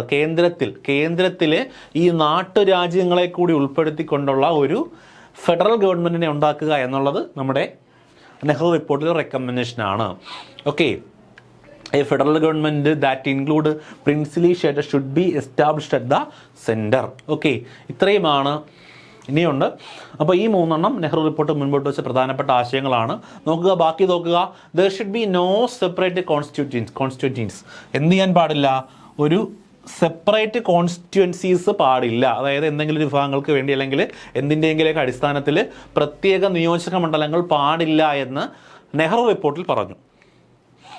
Okay, the national leader who drafted the Swaraj constitution for India C Vijayaraghavacharya, the national leader who drafted Swaraj constitution for India. ഇന്ത്യക്ക് വേണ്ടിയിട്ട് ഒരു Swaraj constitution മുൻപോട്ട് വെച്ച വ്യക്തിയാണ് C Vijayaraghavachari. National leader who drafted the Swaraj constitution for India. ഇന്ത്യക്ക് വേണ്ടിയിട്ട് ഒരു Swaraj constitution മുമ്പോട്ട് വെച്ച വ്യക്തിയാണ് സി വിജയരാഘവാചാരി എന്നുകൂടി ഓർത്തു വയ്ക്കുക. ഓക്കെ, ക്ലിയർ ആണ്. അപ്പോൾ നമ്മൾ ഇതിന് മുമ്പ് പഠിച്ച പോയിന്റുകളൊക്കെ നമ്മുടെ നെഹ്റു റിപ്പോർട്ടിനകത്ത് റെക്കമെൻഡേഷൻസ് ആണ്. അവിടെ നിങ്ങൾ നോക്കിക്കേ, there should be no separate constituencies എന്ന് നെഹ്റു റിപ്പോർട്ടിൽ പറയുന്നു. അതായത് പ്രത്യേക നിയോജക മണ്ഡലങ്ങൾ പാടില്ല. നമ്മുടെ മുസ്ലിം ലീഗിൻ്റെ കാര്യം നമ്മൾ പഠിച്ചിട്ടുണ്ടായിരുന്നു. അവർ മുൻപോട്ട് വെച്ച പ്രധാനപ്പെട്ട ആശയം എന്തായിരുന്നു? അവർക്ക് പ്രത്യേക നിയോജക മണ്ഡലങ്ങൾ വേണം. അതുകൊണ്ടാണ് എന്ത് ചെയ്തത്? നമ്മുടെ ജിന്ന ഇതിനെ ഒപ്പോസ് ചെയ്തുകൊണ്ട് 14 പോയിന്റ്സ് മുൻപോട്ട് വെച്ചത്. ഓക്കെ, ക്ലിയർ ആണ്. 4 പോയിന്റുകൾ നമ്മൾ പഠിച്ചു. നോക്കുക, അടുത്തത് 29 the Navajeevan trust was started in Ahmedabad. 29 Gandhiji എന്ത് ചെയ്യുന്നു? അഹമ്മദാബാദിൽ നവജീവൻ ട്രസ്റ്റ് സ്ഥാപിക്കുന്നു. ഡൗട്ട് വരരുത്, നമ്മൾ 28 ഗാന്ധിജിയുടെ ആ ഒരു കാലഘട്ടത്തിൽ അവതരിപ്പിച്ച പ്രധാനപ്പെട്ട റിപ്പോർട്ടാണ് നെഹ്റു റിപ്പോർട്ട്. അതുകൊണ്ടാണ് അതിൻ്റെ കൂടെ പഠിച്ചത്. നെഹ്റു റിപ്പോർട്ട് 28 അവതരിപ്പിക്കുന്നത്. ഓക്കെ, ഈ ഒരു കാലഘട്ടത്തിൽ നടക്കുന്നൊരു പ്രധാന സംഭവമാണ്. ശേഷം വീണ്ടും നമ്മുടെ ഈ സ്വരാജ് കോൺസ്റ്റിറ്റ്യൂഷൻ മുമ്പോട്ട് വെച്ച് സി വിജയരാഘവാചാര്യാണെന്ന് പഠിച്ചു. നമ്മൾ പഠിക്കുന്നത് മെയിൻലി ഗാന്ധിജി ഫോക്കസ് ചെയ്തിട്ടാണ്. 29 അതായത് 28 നെഹ്റു റിപ്പോർട്ടും ബർദോളിയെ കഴിഞ്ഞിട്ട് 29 ഗാന്ധിജി എന്ത് ചെയ്യുന്നു? നവജീവൻ ട്രസ്റ്റ് സ്റ്റാർട്ട് ചെയ്യുന്നു. അഹമ്മദാബാദിലാണ് നവജീവൻ ട്രസ്റ്റ് സ്റ്റാർട്ട് ചെയ്യുന്നത് എന്നുകൂടി ഓർത്ത് വെച്ചിരിക്കുക. 1930 the magazine declared Gandhiji as it's man of the year. ഗാന്ധിജിയെ മാൻ ഓഫ് ദ ഇയർ ആയിട്ട് ഡിക്ലെയർ ചെയ്ത മാഗസിൻ എന്ന് ചോദിച്ചാൽ പറയുക, ആ മാഗസിൻ്റെ പേരാണ് the Time magazine. Time magazine declared Gandhiji as it's man of the year. 1930 time magazine അവരുടെ മാൻ ഓഫ് ദ ഇയർ ആയിട്ട് ഗാന്ധിജിയെ ഡിക്ലെയർ ചെയ്യുന്നു. അപ്പോൾ 28 നടന്ന 2 പ്രധാന സംഭവങ്ങൾ. ബർദോളി സത്യാഗ്രഹം പഠിച്ചു. നെഹ്റു റിപ്പോർട്ട് കുറച്ച് ഡീപ്പായിട്ട് നമ്മൾ പറഞ്ഞു പോയി. അതിൽ നിന്ന് സ്റ്റേറ്റ്മെൻറ്റ് ക്വസ്റ്റ്യൻസ് ചോദിക്കും, ഡൗട്ട് വരരുത്. ശേഷം 29 30 നടന്ന 2 കാര്യങ്ങൾ നമ്മൾ പഠിച്ചു. വീണ്ടും വലിയൊരു സമരത്തെക്കുറിച്ച് പഠിക്കാൻ പോകുന്നു. 1930 നടന്ന സിവിൽ ഡിസൊബീഡിയൻറ്റ് മൂവ്മെൻറ്റ്, സിവിൽ നിയമലംഘന പ്രസ്ഥാനം. സിവിൽ ഡിസൊബീഡിയൻറ്റ് മൂവ്മെൻറ്റ്, സിവിൽ നിയമലംഘന പ്രസ്ഥാനം നടക്കുന്നത് 1930 the second popular uprising lead by Gandhiji against British rule. ബ്രിട്ടീഷുകാർക്കെതിരെ ഗാന്ധി നടത്തുന്ന 2ാമത്തെ പോപ്പുലർ അപ്രൈസിംഗ് ആണ് സിവിൽ ഡിസൊബീഡിയൻറ്റ് മൂവ്മെൻറ്റ് എന്ന് പറയുന്നത്. The second popular uprising lead by Gandhiji. 1ാമത്തേത് നോൺ കോർപ്പറേഷൻ മൂവ്മെൻ്റ് ആണ്. അത് എവിടെ വച്ച് പരാജയപ്പെട്ടു അല്ലെങ്കിൽ എന്തുകൊണ്ട് പിൻവലിച്ചു എന്നൊക്കെ നമ്മൾ പഠിച്ചതാണ്. ശേഷം 2ാമത്തേത് അതുപോലെ വലിയൊരു ബഹുജന സമരം ഗാന്ധിജി മുൻപോട്ട് വയ്ക്കുന്നു. അതാണ് സിവിൽ ഡിസൊബീഡിയൻറ്റ് മൂവ്മെൻറ്റ്, നിയമലംഘന സമരം അല്ലെങ്കിൽ സിവിൽ നിയമലംഘന സമരം എന്ന് പറയുന്ന സമരം. നോക്കുക, it was decided to start civil disobedient movement at Lahore conference in 1929. 29 Lahore സമ്മേളനത്തിൽ വെച്ചിട്ടാണ് ഈ സിവിൽ ഡിസൊബീഡിയൻറ്റ് മൂവ്മെൻറ്റ് എന്ന് പറയുന്ന സമരം നയിക്കാനായിട്ട് അല്ലെങ്കിൽ അങ്ങനെ ഒരു സമരം കൊണ്ടുവരാനായിട്ട് തീരുമാനിക്കുന്നത്. ഇത് നമ്മൾ പഠിച്ചതാണ്. അപ്പോൾ സിവിൽ നിയമലംഘന സമരം കൊണ്ടുവരാനായിട്ട് തീരുമാനിക്കുന്നത് 1929 ലാഹോർ കോൺഫറൻസിലാണെന്ന് ഓർക്കുക.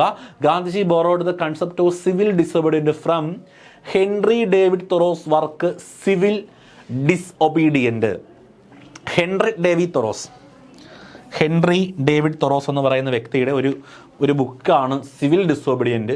ആ ഒരു ബുക്കിൽ നിന്നാണ് ഗാന്ധിജിക്ക് എന്ത് ചെയ്യുന്നത്?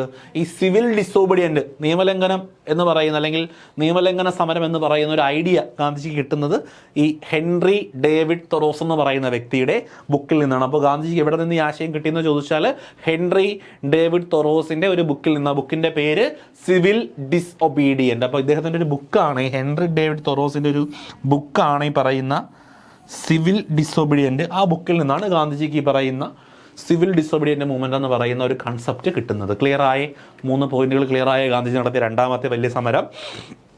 നടത്താൻ തീരുമാനിക്കുന്നത് 29 ലാഹോർ സെക്ഷനിൽ തീരുമാനിക്കുന്നു.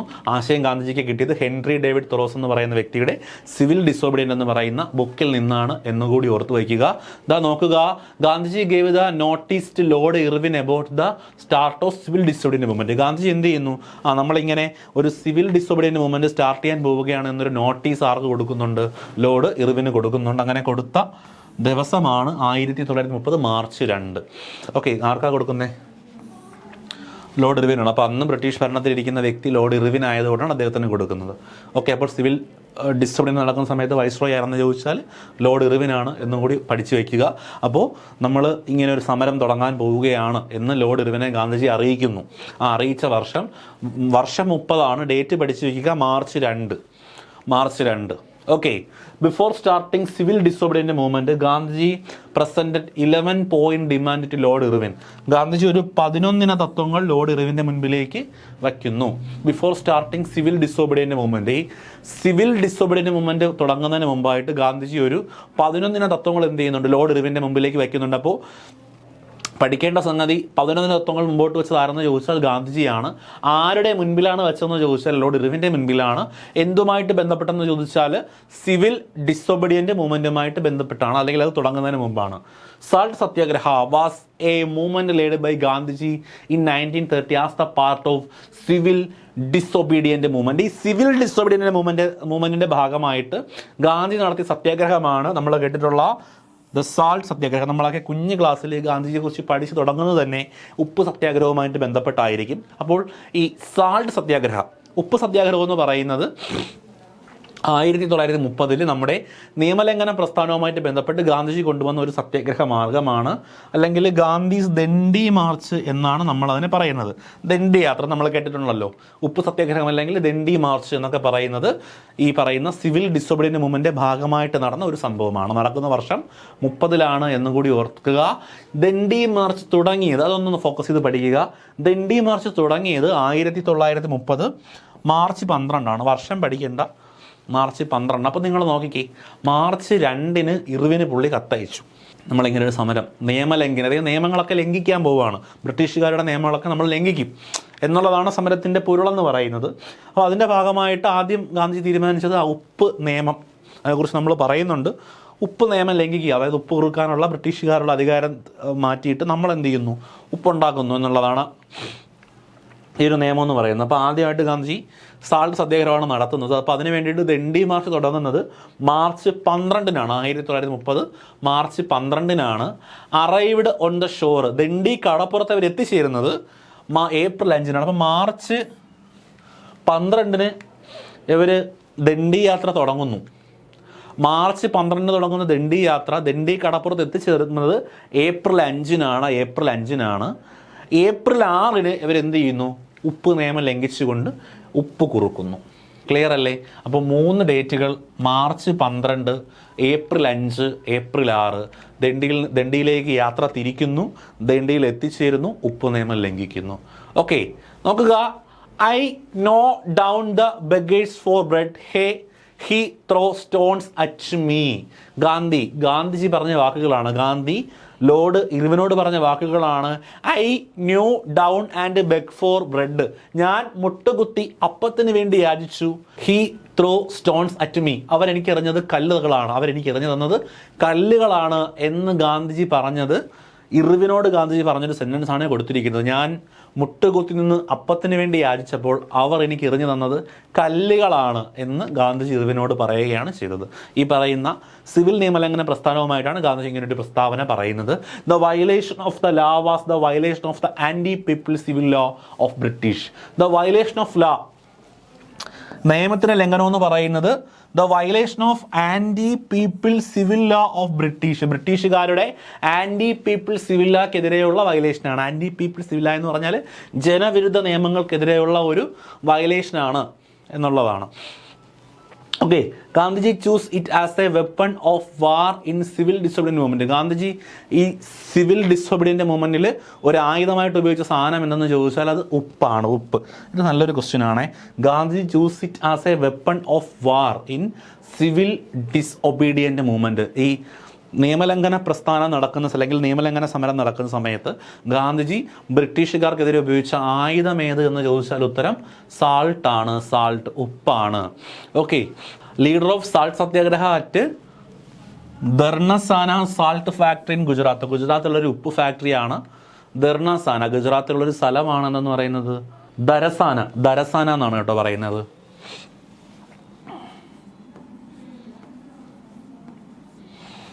Dharasana salt factory. അപ്പോൾ ഈ സാൾട്ട് ഫാക്ടറി അല്ലെങ്കിൽ ഈ സ്ഥലത്ത് ഈ സത്യാഗ്രഹത്തിന് നേതൃത്വം കൊടുത്ത വ്യക്തിയാണ് സരോജിനി നായിഡു. അപ്പോൾ ധരസന എന്ന് പറയുന്ന സ്ഥലത്ത് സാൾട്ട് സത്യാഗ്രഹത്തിന് നേതൃത്വം കൊടുത്ത വ്യക്തിയാണ് ആരെന്ന് പറയുന്നത് സരോജിനി നായിഡു എന്ന് പറയുന്നത് മറക്കരുത്. സരോജിനി നായിഡു ആണ് ധരസന എന്ന് പറയുന്ന സ്ഥലത്ത് സാൾട്ട് സത്യാഗ്രഹത്തിന് നേതൃത്വം കൊടുത്ത വ്യക്തി. അടുത്ത് നോക്കുക, the plan of action of civil disobedient movement. Civil disobedient മൂവ്മെന്റിന്റെ പ്ലാൻ ഓഫ് ആക്ഷൻ എന്താണെന്ന് ചോദിച്ചാൽ നോക്കുക, വയലേഷൻ ഓഫ് സാൾട്ട് ലാ. ഏറ്റവും ആദ്യത്തെ പോയിന്റ് എന്ന് പറയുന്നത് ഉപ്പ് നിയമം ലംഘിക്കുക. 2, education institutions, law, courts and legislative assembly should be boycotted. വിദ്യാഭ്യാസ സ്ഥാപനങ്ങൾ, കോടതികൾ, അതുപോലെ ലെജിസ്ലേറ്റീവ് അസംബ്ലീസ് ഇതിനെയൊക്കെ ബോയ്കോട്ട് ചെയ്യുക. നമ്മുടെ ഡിസോബീഡിയന്റ് മൂവ്മെന്റിന്റെ പ്ലാൻ ഓഫ് ആക്ഷൻ ആണ് നമ്മൾ പറയുന്നത്. Plan of action 1, violation of salt law, ഉപ്പ് നിയമം ലംഘിക്കുക. 2, ബോയ്കോട്ട്, നമ്മുടെ എഡ്യൂക്കേഷൻ ഇൻസ്റ്റിറ്റ്യൂട്ട്, കോടതികൾ, ലെജിസ്ലേറ്റീവ് കൗൺസിൽ ഒക്കെ ബോയ്കോട്ട് ചെയ്യുക. 3, foreign goods should be boycotted and foreign cloth should be burned. വിദേശ വസ്തുക്കൾ എന്ത് ചെയ്യുക, ബഹിഷ്കരിക്കുക. അതുപോലെ വിദേശ വസ്ത്രങ്ങളെ കത്തിച്ച് കളയുക.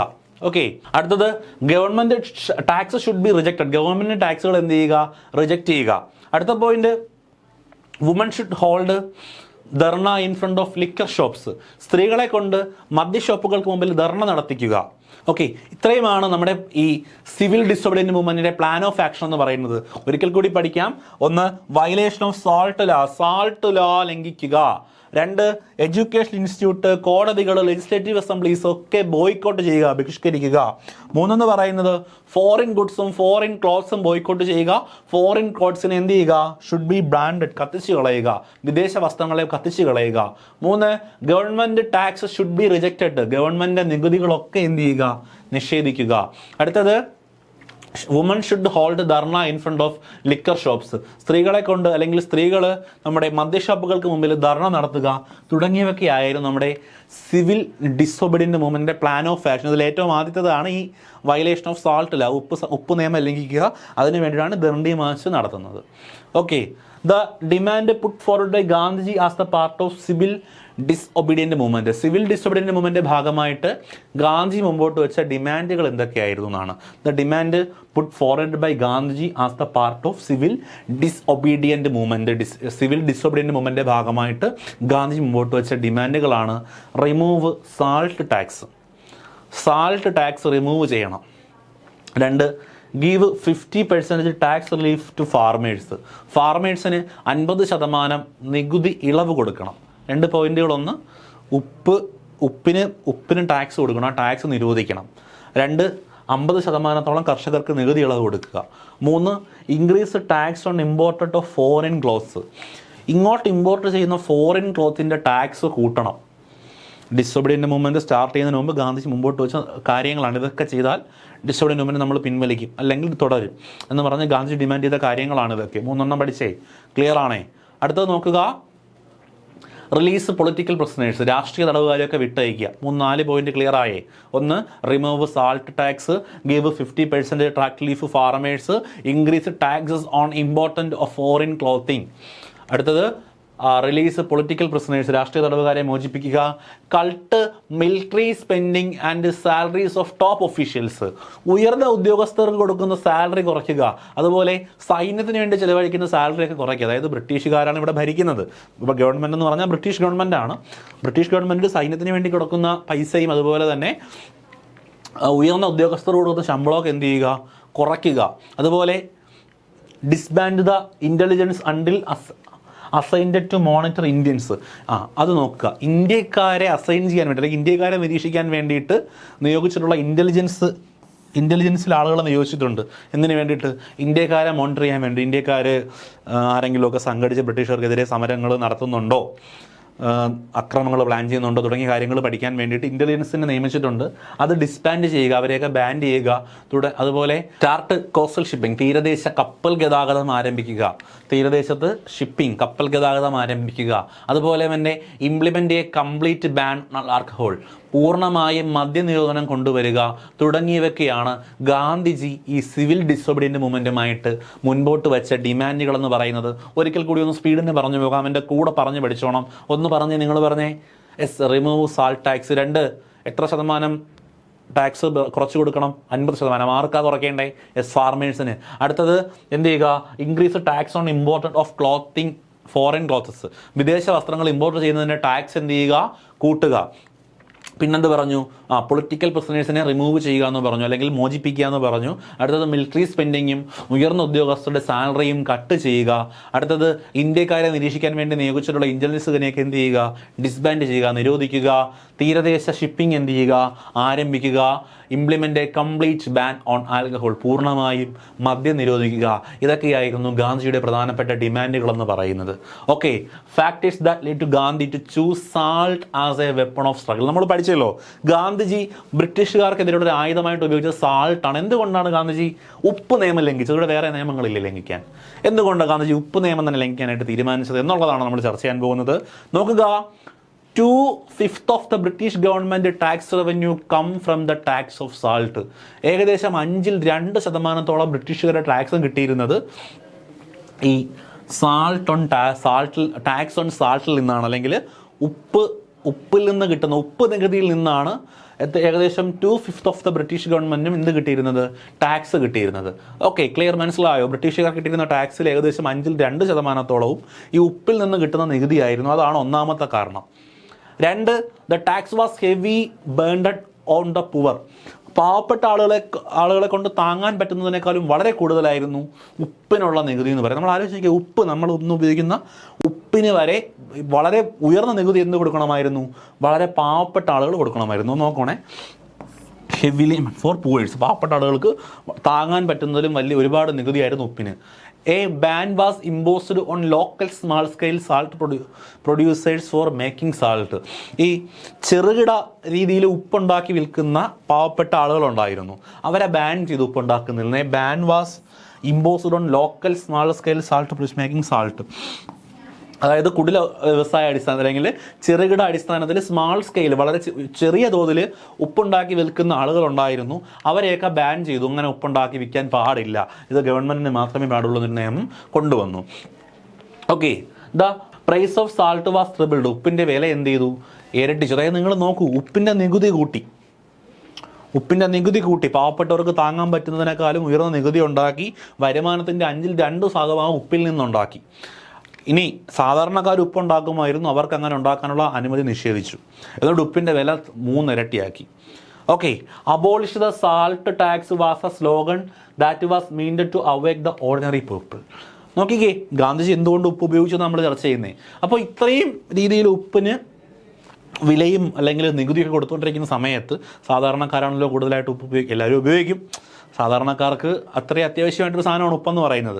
സ്വർണ്ണത്തിൻ്റെ നികുതി കൂട്ടുന്നതിനെതിരെയാണ് ഗാന്ധി സമരം നടത്തിയെന്ന് വിചാരിക്കുക. ഈ സാധാരണക്കാരുടെ ഇടയിലേക്ക് അത് ചെല്ലുമോ? എല്ലാവരും സ്വർണ്ണം മേടിച്ച് ഉപയോഗിക്കുമോ?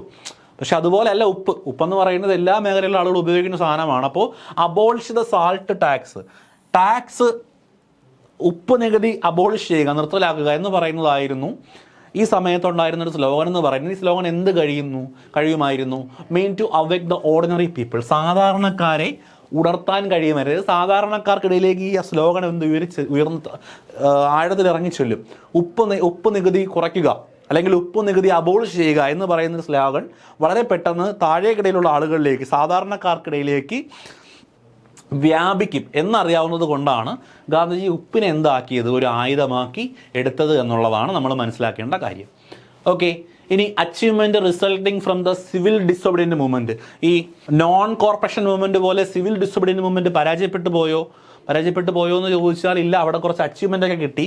അപ്പോൾ ഈ സിവിൽ ഡിസൊബീഡിയൻ്റ് മൂവ്മെൻറ്റ് കൊണ്ട് നമുക്കുണ്ടായ അച്ചീവ്മെൻറ്റ്സ് നോക്കുക. It created political awareness among the Indian people. ഇന്ത്യൻകാർക്കിടയിലൊരു രാഷ്ട്രീയ അവബോധം ഉണ്ടാകാനായിട്ട് ഈ സിവിൽ ഡിസൊബീഡിയൻ്റ് മൂവ്മെൻറ്റ് കാരണമായി.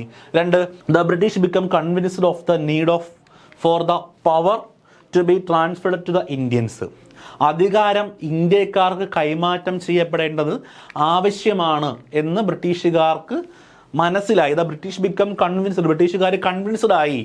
The power to be transferred to Indians, അധികാരം ഇന്ത്യക്കാർക്ക് കൈമാറ്റം ചെയ്യപ്പെടേണ്ട ആവശ്യത്തെക്കുറിച്ച് ബ്രിട്ടീഷുകാർക്ക് മനസ്സിലായി. നോക്കുക, the prestige of Britain was transferred before the world. ലോകത്തിന് മുമ്പിൽ ബ്രിട്ടൻ്റെ പ്രസ്റ്റീജ്, അഭിമാനത്തിന് തകർച്ചയുണ്ടായി. എന്ത് കാരണം? ഈ സിവിൽ ഡിസോബീഡിയൻ്റ് മൂവ്മെൻറ്റ് കാരണം. കാര്യം ബ്രിട്ടീഷുകാരെന്താ ഇത് ഇങ്ങനെയൊക്കെ ചെയ്തപ്പോൾ മിണ്ടാതിരുന്നു? ഇല്ല, അവരതിനെ അടിച്ചമർത്താൻ ശ്രമിച്ചു. പക്ഷേ അവർ ശ്രമിച്ചിട്ടും ഇതിന് കഴിഞ്ഞില്ല. ഇതിന് കഴിയാതെ എന്ത് ചെയ്തു? ഈ സിവിൽ ഡിസോബീഡിയൻ്റ് തുടർന്നു. ഇതുകൊണ്ട് ഈ പറയുന്ന കാര്യങ്ങളുണ്ടായി. ബ്രിട്ടീഷുകാർക്ക് മനസ്സിലായി ഇനി ഇതിങ്ങനെ പോയാൽ ശരിയാവില്ല, അധികാരം എമ്മാരുടെ കയ്യിൽ തന്നെ കൊടുക്കുന്നതായിരിക്കും നല്ലത്. നിങ്ങൾ മനസ്സിലാക്കേണ്ടത് 47 നമുക്ക് സ്വാതന്ത്ര്യം കിട്ടുന്നത്. ഇത് വർഷം 30 ഇത്രയും കാലം ബ്രിട്ടീഷുകാർ ഭരിച്ചു ഇവിടെ. എന്നിട്ടാണ് ബ്രിട്ടീഷുകാർക്ക് ഈ തോന്നലുണ്ടായത്. ഇപ്പോഴും സ്വാതന്ത്ര്യം കൊടുത്തിട്ടില്ല. ഓക്കെ, ഇന്ത്യക്കാർക്ക് ഒരു പൊളിറ്റിക്കൽ അവയർനെസ് ഉണ്ടായി. ലോകത്തിന് മുമ്പിൽ ബ്രിട്ടൻ്റെ പ്രസ്റ്റീജിന് കോട്ടമുണ്ടായി, അല്ലെങ്കിൽ ഒരു തടസ്സമുണ്ടായി എന്നുള്ളതൊക്കെയാണ്. The Dandi march is known as. Okay, ഇപ്പോൾ ഇത്രയും കാര്യങ്ങളാണ് ഈ നമ്മുടെ സിവിൽ ഡിസോബീഡിയൻ്റ് മൂവ്മെൻറ്റ് അച്ചീവ്മെൻ്റ് എന്ന് പറയുന്നത്. ഓക്കെ, അടുത്ത നോക്കുക. The Dandi march is known as the flowing river of whiteness. വെണ്മയോടെ ഒഴുകുന്ന നദി എന്നറിയപ്പെടുന്നത് ദണ്ഡി മാർച്ചാണ്. ഇനി നമ്മൾ ഈ ദണ്ഡി മാർച്ചിനെ കുറിച്ചിട്ട് കുറച്ച് കാര്യങ്ങൾ പഠിക്കാൻ പോവുകയാണ്. ദ ദണ്ഡി മാർച്ച് തുടങ്ങിയത് എവിടെ നിന്ന്, എപ്പോഴാണ് തുടങ്ങിയത്, എപ്പോൾ എത്തിച്ചേർന്നു എന്ന് തൊട്ട് ഉപ്പ് നിയമം ലംഘിച്ചു നമ്മൾ പഠിച്ചു. ഈ ദണ്ഡി മാർച്ചിനെ വിളിക്കുന്ന പേരാണ് ഫ്ലോയിങ് റിവർ ഓഫ് വൈറ്റ്നസ്. വെണ്മയോടെ ഒഴുകുന്ന നദി എന്ന് വിളിക്കുന്നത് ദണ്ഡി മാർച്ചിനെയാണ് എന്ന് ഓർക്കുക. The first person to be arrested for the salt satyagraha. ഉപ്പ് നിയമവുമായിട്ട് ബന്ധപ്പെട്ട് അറസ്റ്റ് ചെയ്ത ആദ്യ വ്യക്തിയാണ് സർദാർ വല്ലഭായ് പട്ടേൽ. ഉപ്പ് നിയമവുമായി ബന്ധപ്പെട്ട് അല്ലെങ്കിൽ ഉപ്പ് നിയമം ലംഘിച്ചതിന് ആദ്യമായി അറസ്റ്റ് വരിച്ച വ്യക്തി സർദാർ വല്ലഭായ് പട്ടേലാണ്. 2 പോയിന്റുകൾ ക്ലിയർ ആണ്. പട്ടേലാണ് ആദ്യമായി അറസ്റ്റ് വരിച്ചപ്പെട്ട വ്യക്തി.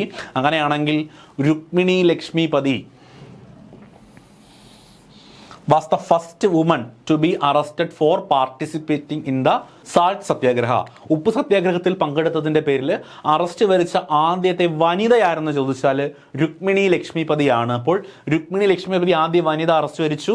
ആദ്യ വ്യക്തി സർദാർ വല്ലഭായ് പട്ടേൽ. ക്ലിയർ ആണ്. നോക്കുക, Malayali who participated in Dandi യാത്ര വിത്ത് ഗാന്ധി. ഗാന്ധിജിയുടെ ദണ്ഡി യാത്രയിൽ പങ്കെടുത്ത മലയാളികളെ നോക്കുക. 1 സി ശങ്കരൻ നായരുണ്ട്, 2 ശങ്കരൻ എഴുത്തച്ഛനുണ്ട്, 3 രാഘവ പൊതുവാളുണ്ട്, 4 ടൈറ്റസ്. ഈ 4 മലയാളികൾ, ഇവർ 4 മലയാളികളാണ്.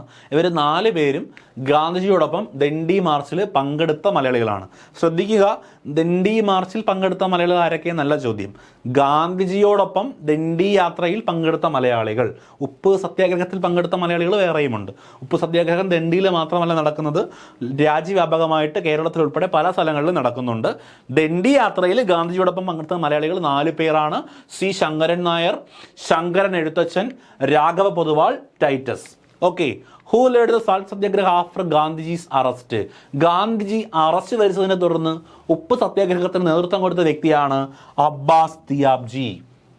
ഓക്കെ, ഉപ്പ് സത്യാഗ്രഹം ലംഘിച്ചതിൻ്റെ പേരിൽ ഗാന്ധിജി അറസ്റ്റ് ചെയ്യപ്പെടുന്നുണ്ട്. ഗാന്ധിജി അറസ്റ്റ് ചെയ്തതിന് ശേഷം ഈ ഉപ്പ് സത്യാഗ്രഹത്തിന് നേതൃത്വം കൊടുത്ത വ്യക്തിയുടെ പേരാണ് അബ്ബാസ് ദിയാബ്ജി. ക്ലിയർ ഓക്കെ ആണേ. ഉപ്പ് സത്യാഗ്രഹം ഗാന്ധിജി അറസ്റ്റ് ചെയ്തുകൊണ്ട് പോകുന്നു. ശേഷം നേതൃത്വം കൊടുത്ത വ്യക്തി അബ്ബാസ് ദിയാബ്ജി ആണ്. The prison where Gandhiji was arrested for violating the salt ലാ.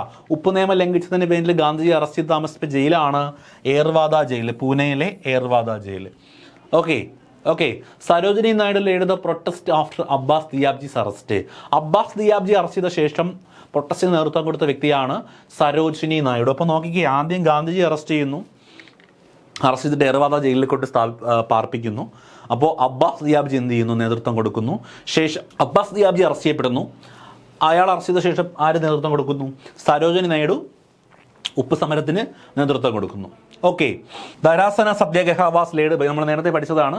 ധരാസന സത്യാഗ്രഹം ഗുജറാത്തിലാണ്.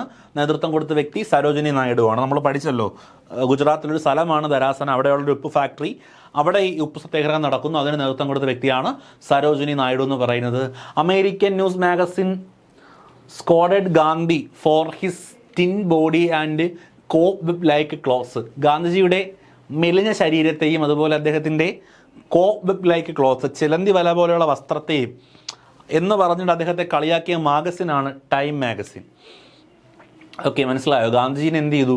Thin body and cob like cloth എന്ന് പറഞ്ഞ് കളിയാക്കിയൊരു മാഗസിൻ, അല്ലെങ്കിൽ എന്ന് റിപ്പോർട്ട് ചെയ്ത മാഗസിനാണ് ടൈം മാഗസിൻ. ഇതൊരു അമേരിക്കൻ മാഗസിനാണ് ടൈം മാഗസിൻ. ഈ ടൈം മാഗസിനിൽ Gandhiji thin body and cob like cloth എന്ന് പറഞ്ഞിട്ട് അവർ കളിയാക്കുന്നുണ്ട്. ഓക്കെ, നോക്കുക. American news magazine reported the progress of Dandi and salt satyagraha. ഈ ദണ്ഡി മാർച്ചിനെ കുറിച്ചും സാൾട്ട് സത്യാഗ്രഹത്തിനെ കുറിച്ചും റിപ്പോർട്ട് ചെയ്ത മാഗസിൻ ഏതെന്ന് ചോദിച്ചാൽ ഉത്തരം എന്ത് തന്നെയാണ്? അത് നമ്മുടെ ഈ അമേരിക്കൻ ന്യൂസ് മാഗസിനായ ദ ടൈം മാഗസിൻ തന്നെയാണ്. ടൈം മാഗസിൻ തന്നെയാണ്. ഓക്കെ ആണേ. നമുക്ക് അത് salt satyagraha was the first national movement in which woman participate on a large scale. വലിയ തോതിൽ സ്ത്രീകൾ പങ്കെടുത്ത ആദ്യത്തെ നാഷണൽ മൂവ്മെൻ്റ് എന്ന് പറയുന്നത് സാൾട്ട് സത്യാഗ്രഹ ആയിരുന്നു. The salt satyagraha was the first national movement in which woman participated on a large scale. വലിയ തോതിൽ സ്ത്രീകൾ പങ്കെടുത്ത ആദ്യത്തെ ദേശീയ സമരം എന്ന് പറയുന്നത് നമ്മുടെ സാൾട്ട് സത്യാഗ്രഹയാണ്. അടുത്ത ഒരാളെ പേര് പഠിക്കുക. Kamaladevi was one of the countless woman who got themself arrested for violating the salt ലാ ഓർ ലിക്കർ ലാ. ഈ മദ്യ നിയമത്തിനെതിരെയും അതുപോലെ ഉപ്പ് നിയമത്തിനെതിരെയൊക്കെ സമരം വരിച്ചതിൻ്റെ പേരിൽ അറസ്റ്റിലാക്കപ്പെട്ട നൂറുകണക്കിന് ആളുകളിൽ വനിതകളിൽ ഒരാളായിരുന്നു കമലാദേവി. അവരുടെ പേര് പഠിച്ചു നോക്കിയ കമലാദേവി എന്ന് പറയുന്ന ഒരുപാട് സ്ത്രീകൾ പങ്കുപിടിച്ചിട്ടുണ്ട്, അറസ്റ്റ് വരിക്കപ്പെട്ടിട്ടുണ്ട്. അതിൽ പ്രധാനപ്പെട്ട ഒരു വ്യക്തിയാണ് കമലാദേവി. Okay, clear. നോക്കുക. The civil disobedient movement gained strength in the north western provinces under the leadership of. North western പ്രൊവിനൻസിൽ ഈ സിവിൽ ഡിസൊബീഡിയന്റ് മൂവ്മെന്റ് ശക്തി പ്രാപിച്ചത് ആരുടെ നിയന്ത്രണത്തിലാണ് അല്ലെങ്കിൽ ആരുടെ ലീഡർഷിപ്പിലാണെന്ന് ചോദിച്ചാൽ അദ്ദേഹത്തിന്റെ പേരാണ് ഖാൻ അബ്ദുൽ ഗാഫർ ഖാൻ. ഇദ്ദേഹം അറിയപ്പെടുന്നത് ബോർഡർ ഗാന്ധി അല്ലെങ്കിൽ അതിർത്തി ഗാന്ധി എന്നറിയപ്പെടുന്ന വ്യക്തിയാണ് ഖാൻ അബ്ദുൽ ഗാഫർ ഖാൻ. നോർത്ത് വെസ്റ്റേൺ പ്രൊവിനൻസിൽ ഈ സിവിൽ ഡിസൊബീഡിയന്റ് മൂവ്മെന്റിന് നേതൃത്വം കൊടുത്ത വ്യക്തിയാണ് ഖാൻ അബ്ദുൽ ഗാഫർ ഖാൻ. ക്ലിയർ ആണേ. The leader of salt satyagraha in പേഷ്വാറിലെ സാൾട്ട് സത്യാഗ്രഹത്തിന് നേതൃത്വം കൊടുത്ത വ്യക്തിയാണ് ഖാൻ അബ്ദുൽ ഗാഫർ ഖാൻ. അദ്ദേഹം പേഷ്വാറിലാണ് കൊടുക്കുന്നത്. ഖാൻ അബ്ദുൽ ഗാഫർ ഖാൻ, പേഷ്വാർ. ഓക്കെ, മനസ്സിലായി. അദ്ദേഹത്തിന്റെ രണ്ട് പ്രത്യേകതകൾ. നോർത്ത് വെസ്റ്റേൺ പ്രൊവിനൻസിലും പേഷ്വാറിലും ഒക്കെ ഇതിന് നേതൃത്വം കൊടുത്ത വ്യക്തി ഖാൻ അബ്ദുൽ ഗാഫർ ഖാനാണ്. The organisation Khudai Khidmatgar, പഠിച്ചു വയ്ക്കുക, നല്ല ക്വസ്റ്റ്യൻ ആണ്. Khudai Khidmatgar was formed by Khan Abdul Ghaffar Khan. Khan Abdul Ghaffar Khan തുടങ്ങിയ ഒരു ഓർഗനൈസേഷനാണ് ഖുദായി ഖിദ്മത് ഘർ. ഖുദായി ഖിദ്മത് ഘർ എന്ന് പറഞ്ഞാൽ ഇദ്ദേഹം തുടങ്ങിയൊരു സംഘടനയാണ്. അതിൻ്റെ പേര് ഗ്രൂപ്പ് ഓഫ് ഗോഡ് സർവൻസ് എന്നാണ്. ദൈവത്തിൻ്റെ സർവൻറ്റുകളുടെ ഗ്രൂപ്പ് എന്നുള്ളതാണ്. സേവകന്മാരുടെ സംഘം എന്നൊക്കെ നമുക്ക് പറയാം. ഗ്രൂപ്പ് ഓഫ് ഗോഡ് സർവൻസ് എന്നാണ് ഖുദായി ഖിദ്മത് ഘറിൻ്റെ അർത്ഥം എന്ന് പറയുന്നത്. ഇത് തുടങ്ങിയ വ്യക്തി ഖാൻ അബ്ദുൽ ഗാഫർ ഖാനാണ്. The organisation also known as red shirt എന്നറിയപ്പെടുന്ന ഓർഗനൈസേഷനും ആരുടേതാണ്? ഖുദായി ഖിദ്മത് ഘർ എന്ന് പറയുന്ന ഓർഗനൈസേഷൻ തന്നെയാണ് റെഡ് ഷർട്ട്സ് എന്നറിയപ്പെടുന്നത്. അപ്പോൾ റെഡ് ഷർട്ട് തുടങ്ങിയത് ആരെന്ന് ചോദിച്ചാലും ഉത്തരം എന്തെന്ന് തന്നെ പറയാം, ഖാൻ അബ്ദുൽ ഗാഫർ ഖാൻ എന്ന് തന്നെ പറയാം. ക്ലിയർ ആണേ. നോക്കുക. The venue of salt satyagraha in Tamil Nadu. തമിഴ്നാട്ടിൽ ഈ സാൾട്ട് സത്യാഗ്രഹം നടന്ന സ്ഥലത്തിൻ്റെ പേരാണ് വേദാരണ്യം കടപ്പുറം. തമിഴ്നാട്ടിൽ സാൾട്ട് സത്യാഗ്രഹം നടന്നത് വേദാരണ്യം കടപ്പുറത്താണ്. അവിടെ അതിന് നേതൃത്വം കൊടുത്ത വ്യക്തിയാണ് C Rajagopal Achari. The salt satyagraha in Tamil Nadu was led by. അതുകൊണ്ട് ഇദ്ദേഹത്തെ വേദാരണ്യം ഗാന്ധി എന്നൊക്കെ അറിയപ്പെടും കേട്ടോ. അദ്ദേഹത്തെയാണെന്ന് വിളിക്കുന്നത് Vedaranyam Gandhi. C Rajagopal Achari is known as Vedaranyam Gandhi. Clear ആണ്. കുഞ്ഞു പോയിന്റുകളാണ് സ്പീഡിന് പറഞ്ഞു പോകുന്നത്. തമിഴ്നാട്ടിലെ വേദാരണ്യം കടപ്പുറത്താണ് നടക്കുന്നത്. തമിഴ്നാട്ടിലെ വേദാരണ്യം കടപ്പുറത്തിന് നേതൃത്വം കൊടുക്കുന്ന വ്യക്തി സി രാജഗോപാൽ ആചാര്യാണ്. അതുകൊണ്ട് അദ്ദേഹത്തെ നമ്മൾ വേദാരണ്യം ഗാന്ധി എന്നറിയപ്പെടുന്നു. അടുത്ത നോക്കുക. Gopabandhu Chaudhuri and Acharya Harihardas. Gopabandhu Chaudhuri and Acharya Harihardas led the satyagraha march from Cuttack to Inchudi. Inchudi എന്ന് പറയുന്ന ഒരു സ്ഥലമാണ്. കട്ടക്ക് മുതൽ ഇഞ്ചുടി വരെ ഉപ്പ് സത്യാഗ്രഹം നയിച്ച അല്ലെങ്കിൽ സാൾട്ട് മാർച്ച് നയിച്ചു കൊണ്ടുപോയ രണ്ട് നേതാക്കളാണ് ഗോപബന്ധു ചൗധരിയും ആചാര്യ ഹരിഹർദാസും. രണ്ടുപേരെയും പേര് പഠിച്ചു വയ്ക്കുക. നല്ല രണ്ട് ക്വസ്റ്റ്യൻസ് ആണ്. ഗോപബന്ധു ചൗധരി അതുപോലെ ആചാര്യ ഹരിഹർ ദാസ്. ഇവർ രണ്ടുപേരും എവിടെ നിന്ന് എങ്ങോട്ട് മാർച്ച് നയിച്ചു? കട്ടക്കിൽ നിന്ന് ഇഞ്ചൂടിയിലേക്ക് മാർച്ച് നയിച്ച വ്യക്തികളാണ് ഗോപബന്ധു ചൗധരിയും ആചാര്യ ഹരിഹർ ദാസും. Okay, it was the salt satyagraha that forced the authorities to realize the colonial rule would not last forever and convinced them that some power should have to be given to Indians. നമ്മൾ നേരത്തെ പറഞ്ഞ point തന്നെയാണ്. ഈ വലിയ രീതിയിൽ രാജ്യത്തിൻ്റെ പല ഭാഗത്തും ഉപ്പ് സത്യാഗ്രഹവും ഉദന്തി മാർച്ച് പോലെയുള്ള മാർച്ചുകളും ഒക്കെ നടക്കുന്നത് കൊണ്ട് നമ്മുടെ ബ്രിട്ടീഷ് അതോറിറ്റീസിനൊരു കാര്യം മനസ്സിലായി, colonial rules would not last for ever. Colonial ഭരണം എന്ന് പറയുന്നത് എല്ലാ കാലവും നിലനിൽക്കുന്നതല്ല എന്ന് ബ്രിട്ടീഷുകാർക്കൊരു തിരിച്ചറിവുണ്ടായി. അതുപോലെ അവർ കൺവിൻസ്ഡ് ആയി. എന്തിന് കൺവിൻസ്ഡ് ആയി എന്ന് ചോദിച്ചാൽ, some power would be given to Indians. ചില അധികാരങ്ങളൊക്കെ ഇന്ത്യക്കാർക്ക് കൊടുക്കേണ്ടതിൻ്റെ ആവശ്യകതയുണ്ടായി. ഇന്ന കാര്യങ്ങൾ നിങ്ങൾ ചെയ്യൂ എന്ന് പറഞ്ഞ് അവരെ ഏൽപ്പിക്കേണ്ടതിൻ്റെ ആവശ്യകതയെക്കുറിച്ചിട്ട് ബ്രിട്ടീഷുകാർക്കൊരു ബോധ്യമുണ്ടായി. എന്തിൻ്റെ ഫലമായിട്ട്? ഈ സാൾട്ട് സത്യാഗ്രഹത്തിൻ്റെ ഫലമായിട്ട്, ഉപ്പ് സത്യാഗ്രഹത്തിൻ്റെ ഫലമായിട്ട്. അപ്പോൾ ശരിക്കും ഈ സമരം ഒരു പരിധിവരെ വിജയം കണ്ടു എന്ന് വേണം പറയാൻ, അല്ലേ? Salt suddenly become a mysterious world, a word of power remarked by Jawaharlal Nehru. Nehru പറഞ്ഞൊരു വാക്കാണ് salt suddenly become a mysterious world. ഉപ്പെന്ന് പറയുന്നത് പെട്ടെന്നൊരു മിസ്റ്റീരിയസ് വേൾഡായിട്ട് മാറി, ഒരു മിസ്റ്റീരിയസ് വേർഡായിട്ട് മാറി. എ വേർഡ് ഓഫ് പവർ, ശക്തിയുടെ ഒരു വാക്കായിട്ട് മാറി ഉപ്പെന്ന് പറയുന്നത്. വളരെ പെട്ടെന്ന് ഉപ്പൊരു മിസ്റ്റീരിയസ് വേർഡായി മാറി, അല്ലെങ്കിൽ ഒരു ശക്തിയുടെ വേർഡായി മാറി എന്ന് പറഞ്ഞ വ്യക്തി ജവഹർലാൽ നെഹ്റുവാണ്. നോക്കുക, P Kunhiraman, the leader who died A heroic death after 43 days fast after become imprisoned on Bellary jail as the part of civil disobedience. അപ്പോൾ എന്താ പറഞ്ഞിരിക്കുന്നത്? ഏകദേശം 43 ദിവസം നിരാഹാരം കിടന്നിട്ട്, ബെല്ലാരി ജയിലിൽ 43 ദിവസം നിരാഹാരം കിടന്നിട്ട് മരിച്ചുപോയ ഒരു വ്യക്തിയാണ് പി കുഞ്ഞിരാമൻ എന്ന് പറയുന്ന വ്യക്തി. ഇദ്ദേഹം നമ്മുടെ സിവിൽ ഡിസോബീഡിയൻസ് മൂവ്മെൻറ്റിൻ്റെ ഭാഗമായിട്ടാണ് മരിക്കുന്നത്. ഓക്കെ, അപ്പോൾ സിവിൽ ഡിസോബീഡിയൻസ് മൂവ്മെൻറ്റിൻ്റെ ഭാഗമായിട്ട് ഇദ്ദേഹത്തെ ജയിലിലടയ്ക്കുന്നു. ഇദ്ദേഹം 43 ദിവസം നിരാഹാരം കിടന്നിട്ട് എന്ത് ചെയ്യുന്നു? ഒരു ഹീറോയിക് ഡെത്ത്, ഇങ്ങനെ ഒരു വലിയ സംഭവത്തിൻ്റെ ഭാഗമായിട്ട് മരിച്ചത് കൊണ്ടാണ് ഹീറോയിക് ഡെത്ത് എന്ന് നമ്മൾ പറയുന്നത്. അങ്ങനെ മരണം വരിക്കുന്ന വ്യക്തിയാണ് പി കുഞ്ഞിരാമൻ എന്ന് പറയുന്ന വ്യക്തി. അദ്ദേഹം മരിക്കുന്നത് ബെല്ലാരി ജയിലിൽ വെച്ചിട്ടാണ്. അദ്ദേഹത്തെ എന്ത് ചെയ്യപ്പെടുന്നത്? ജയിലിലടയ്ക്കുന്നത്. അവിടെ വെച്ചിട്ടാണ് അദ്ദേഹം മരിക്കുന്നത്. ഓക്കെ, അടുത്തത് നോക്കുക. അപ്പോൾ നമ്മൾ ഈ ഉപ്പ് സത്യാഗ്രഹം പല ഭാഗത്ത് നടന്നു, പല ഭാഗത്ത് നേതൃത്വം കൊടുത്ത ആളുകളെയാണ് പഠിച്ചുകൊണ്ടിരിക്കുന്നത്. ഖാൻ അബ്ദുൽ ഖാഫർ ഖാൻ പഠിച്ചു, പട്ടേലിനെ കുറിച്ച് പഠിച്ചു, സരോജിനി നായരിനെ കുറിച്ച് പഠിച്ചു, ഗാന്ധിജിയോടൊപ്പം വന്ന മലയാളികളെ പറ്റി പഠിച്ചു, പി കുഞ്ഞിരാമനെ പറ്റി പഠിച്ചു, അങ്ങനെ ഒരുപാട് ആളുകളെ പറ്റി പഠിച്ചു. അടുത്തത് Rani Gaidinliu. Rani Gaidinliu led the civil disobedience movement in the north east സ്റ്റേറ്റസിലെ ഉപ്പ് സത്യാഗ്രഹത്തിന് അല്ലെങ്കിൽ സിവിൽ ഡിസോബീഡിയൻസ് മൂവ്മെന്റിന് നേതൃത്വം കൊടുത്ത വ്യക്തിയാണ് റാണി ഗൗഡിംഗ്ലു. റാണി ഗൗഡിംഗ്ലു എവിടെ നേതൃത്വം കൊടുത്തു എന്ന് ചോദിച്ചാൽ നോർത്ത് ഈസ്റ്റ് സ്റ്റേറ്റുകളിലാണ് നേതൃത്വം കൊടുത്തതെന്ന് ഓർക്കുക. Jawaharlal Nehru bestowed the title Queen of Nagas on റാണി ഗൗഡില്യു. റാണി ഗൗഡില്യുവിനെ നാഗന്മാരുടെ റാണി അല്ലെങ്കിൽ ക്യൂൻ ഓഫ് റാണി എന്ന് പറയുന്ന ഒരു വിളിപ്പേര് കൊടുത്ത വ്യക്തി ജവഹർലാൽ നെഹ്റുവാണ്. ജവഹർലാൽ നെഹ്റുവാണ് എന്തെന്ന് പറഞ്ഞത്? ക്യൂൺ ഓഫ് നാഗാസ്, നാഗന്മാരുടെ റാണി എന്ന് നമ്മുടെ റാണി ഗൗഡില്യുവിനെ പറഞ്ഞ വ്യക്തി, അല്ലെങ്കിൽ അങ്ങനെ ഒരു ടൈറ്റിൽ കൊടുത്ത വ്യക്തി ജവഹർലാൽ നെഹ്റുവാണ് എന്നുകൂടി ഓർത്തു വെച്ചേക്കുക. The person who took Gandhi's call and organise Naga rebellion at the age of 30. ഏകദേശം 13-ാം വയസ്സിൽ ഗാന്ധിജിയുടെ നിർദ്ദേശപ്രകാരം നാഗ റെബലിയൻ നയിച്ച വ്യക്തിയാണ് റാണി ഗൗഡില്യു എന്ന് പറയുന്നത്. ചില്ലറക്കാരിയല്ല. ഏകദേശം 13 വയസ്സുള്ള സമയത്ത് ഗാന്ധിജിയുടെ നിർദ്ദേശപ്രകാരം നാഗ കലാപം നയിച്ച വ്യക്തിയാണ് ആരെന്ന് പറയുന്നത്?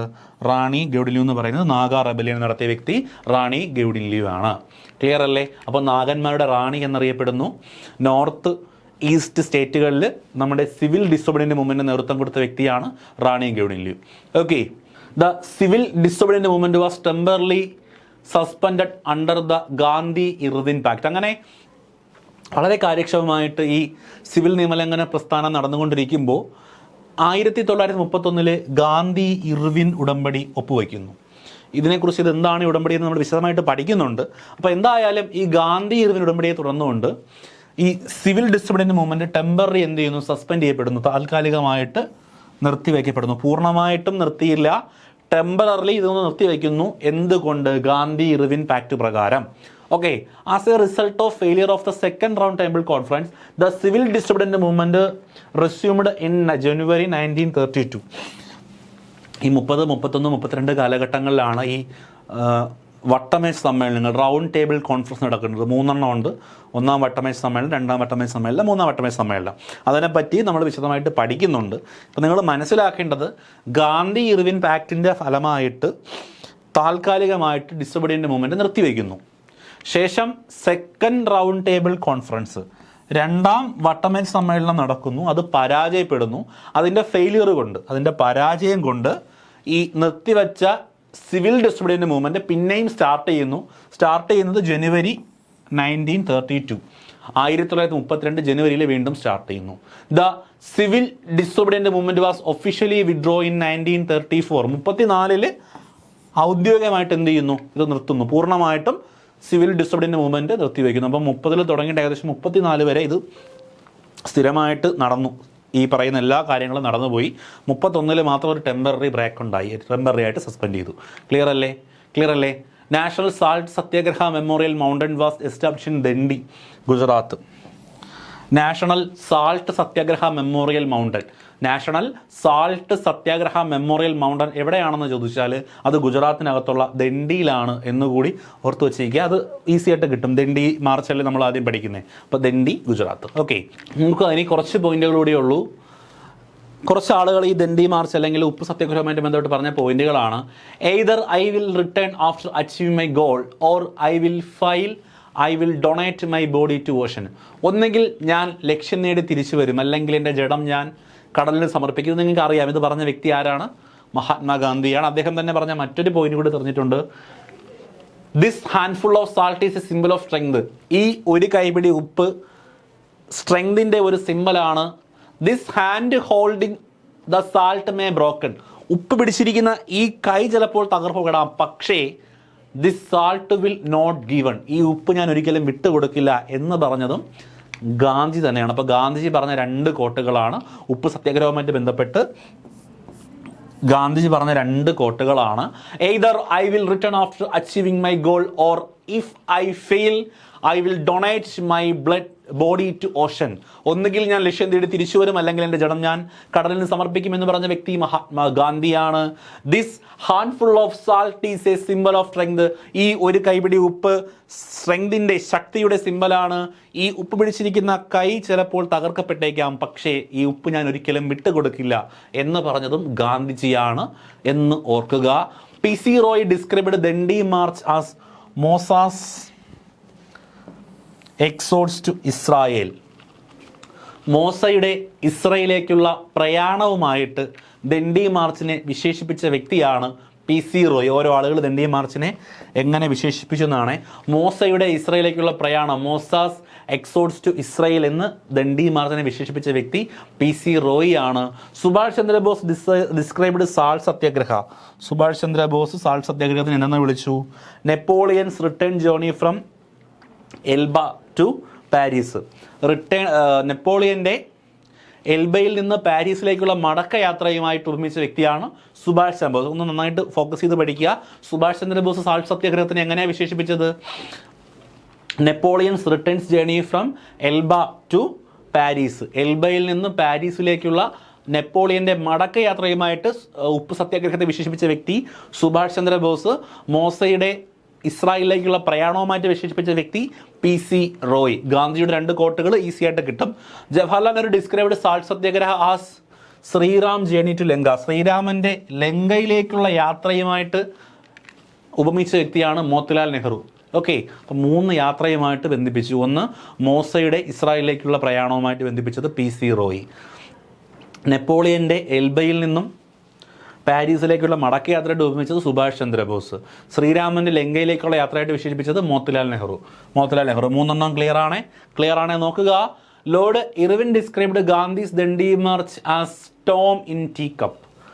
ചായക്കോപ്പയിലെ കൊടുങ്കാറ്റ് എന്ന് വിശേഷിപ്പിച്ച വ്യക്തി ലോർഡ് ഇർവിനാണ് നമ്മുടെ ദണ്ഡി മാർച്ചിനെ ചായക്കോപ്പയിലെ കൊടുങ്കാറ്റ്, സ്റ്റോം ഇൻ ടീ കപ്പ് എന്ന് വിശേഷിപ്പിച്ചത്.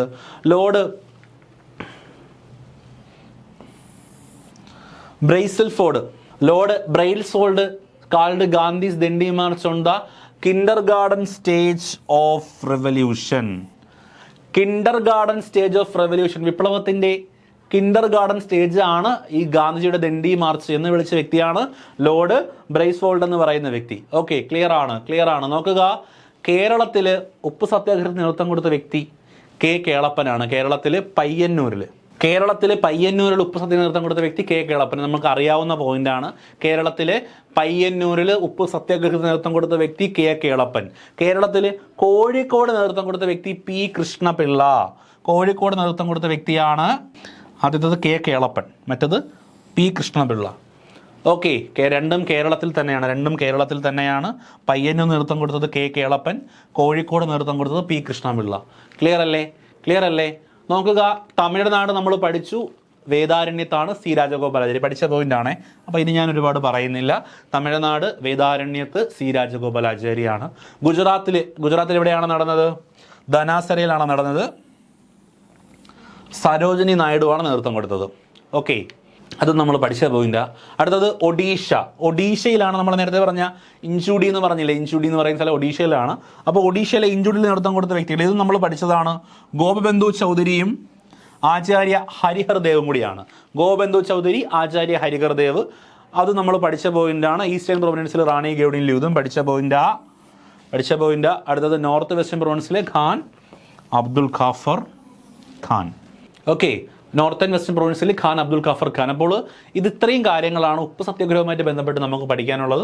ഓരോരുത്തർ വിശേഷിപ്പിച്ച കാര്യങ്ങൾ നമ്മൾ പഠിച്ചു, ഓരോ സ്ഥലത്ത് നേതൃത്വം കൊടുത്ത ആളുകൾ പഠിച്ചു. ഇതിനകത്ത് ഈ രണ്ടെണ്ണമാണ് നമ്മൾ പുതുതായിട്ട് പഠിച്ചത്. ഇതിനകത്ത് കെ കേളപ്പൻ പയ്യന്നൂരാണെന്ന് നിങ്ങൾക്കൊക്കെ അറിയാമായിരിക്കും, വളരെ ഫെമിലിയർ ആയിട്ടുള്ള പോയിന്റാണ്. കോഴിക്കോട് പി കൃഷ്ണപിള്ളയാണെന്ന് മാത്രമാണ് നമ്മൾ പുതുതായിട്ട് പഠിച്ചു വയ്ക്കുന്ന പോയിന്റ്.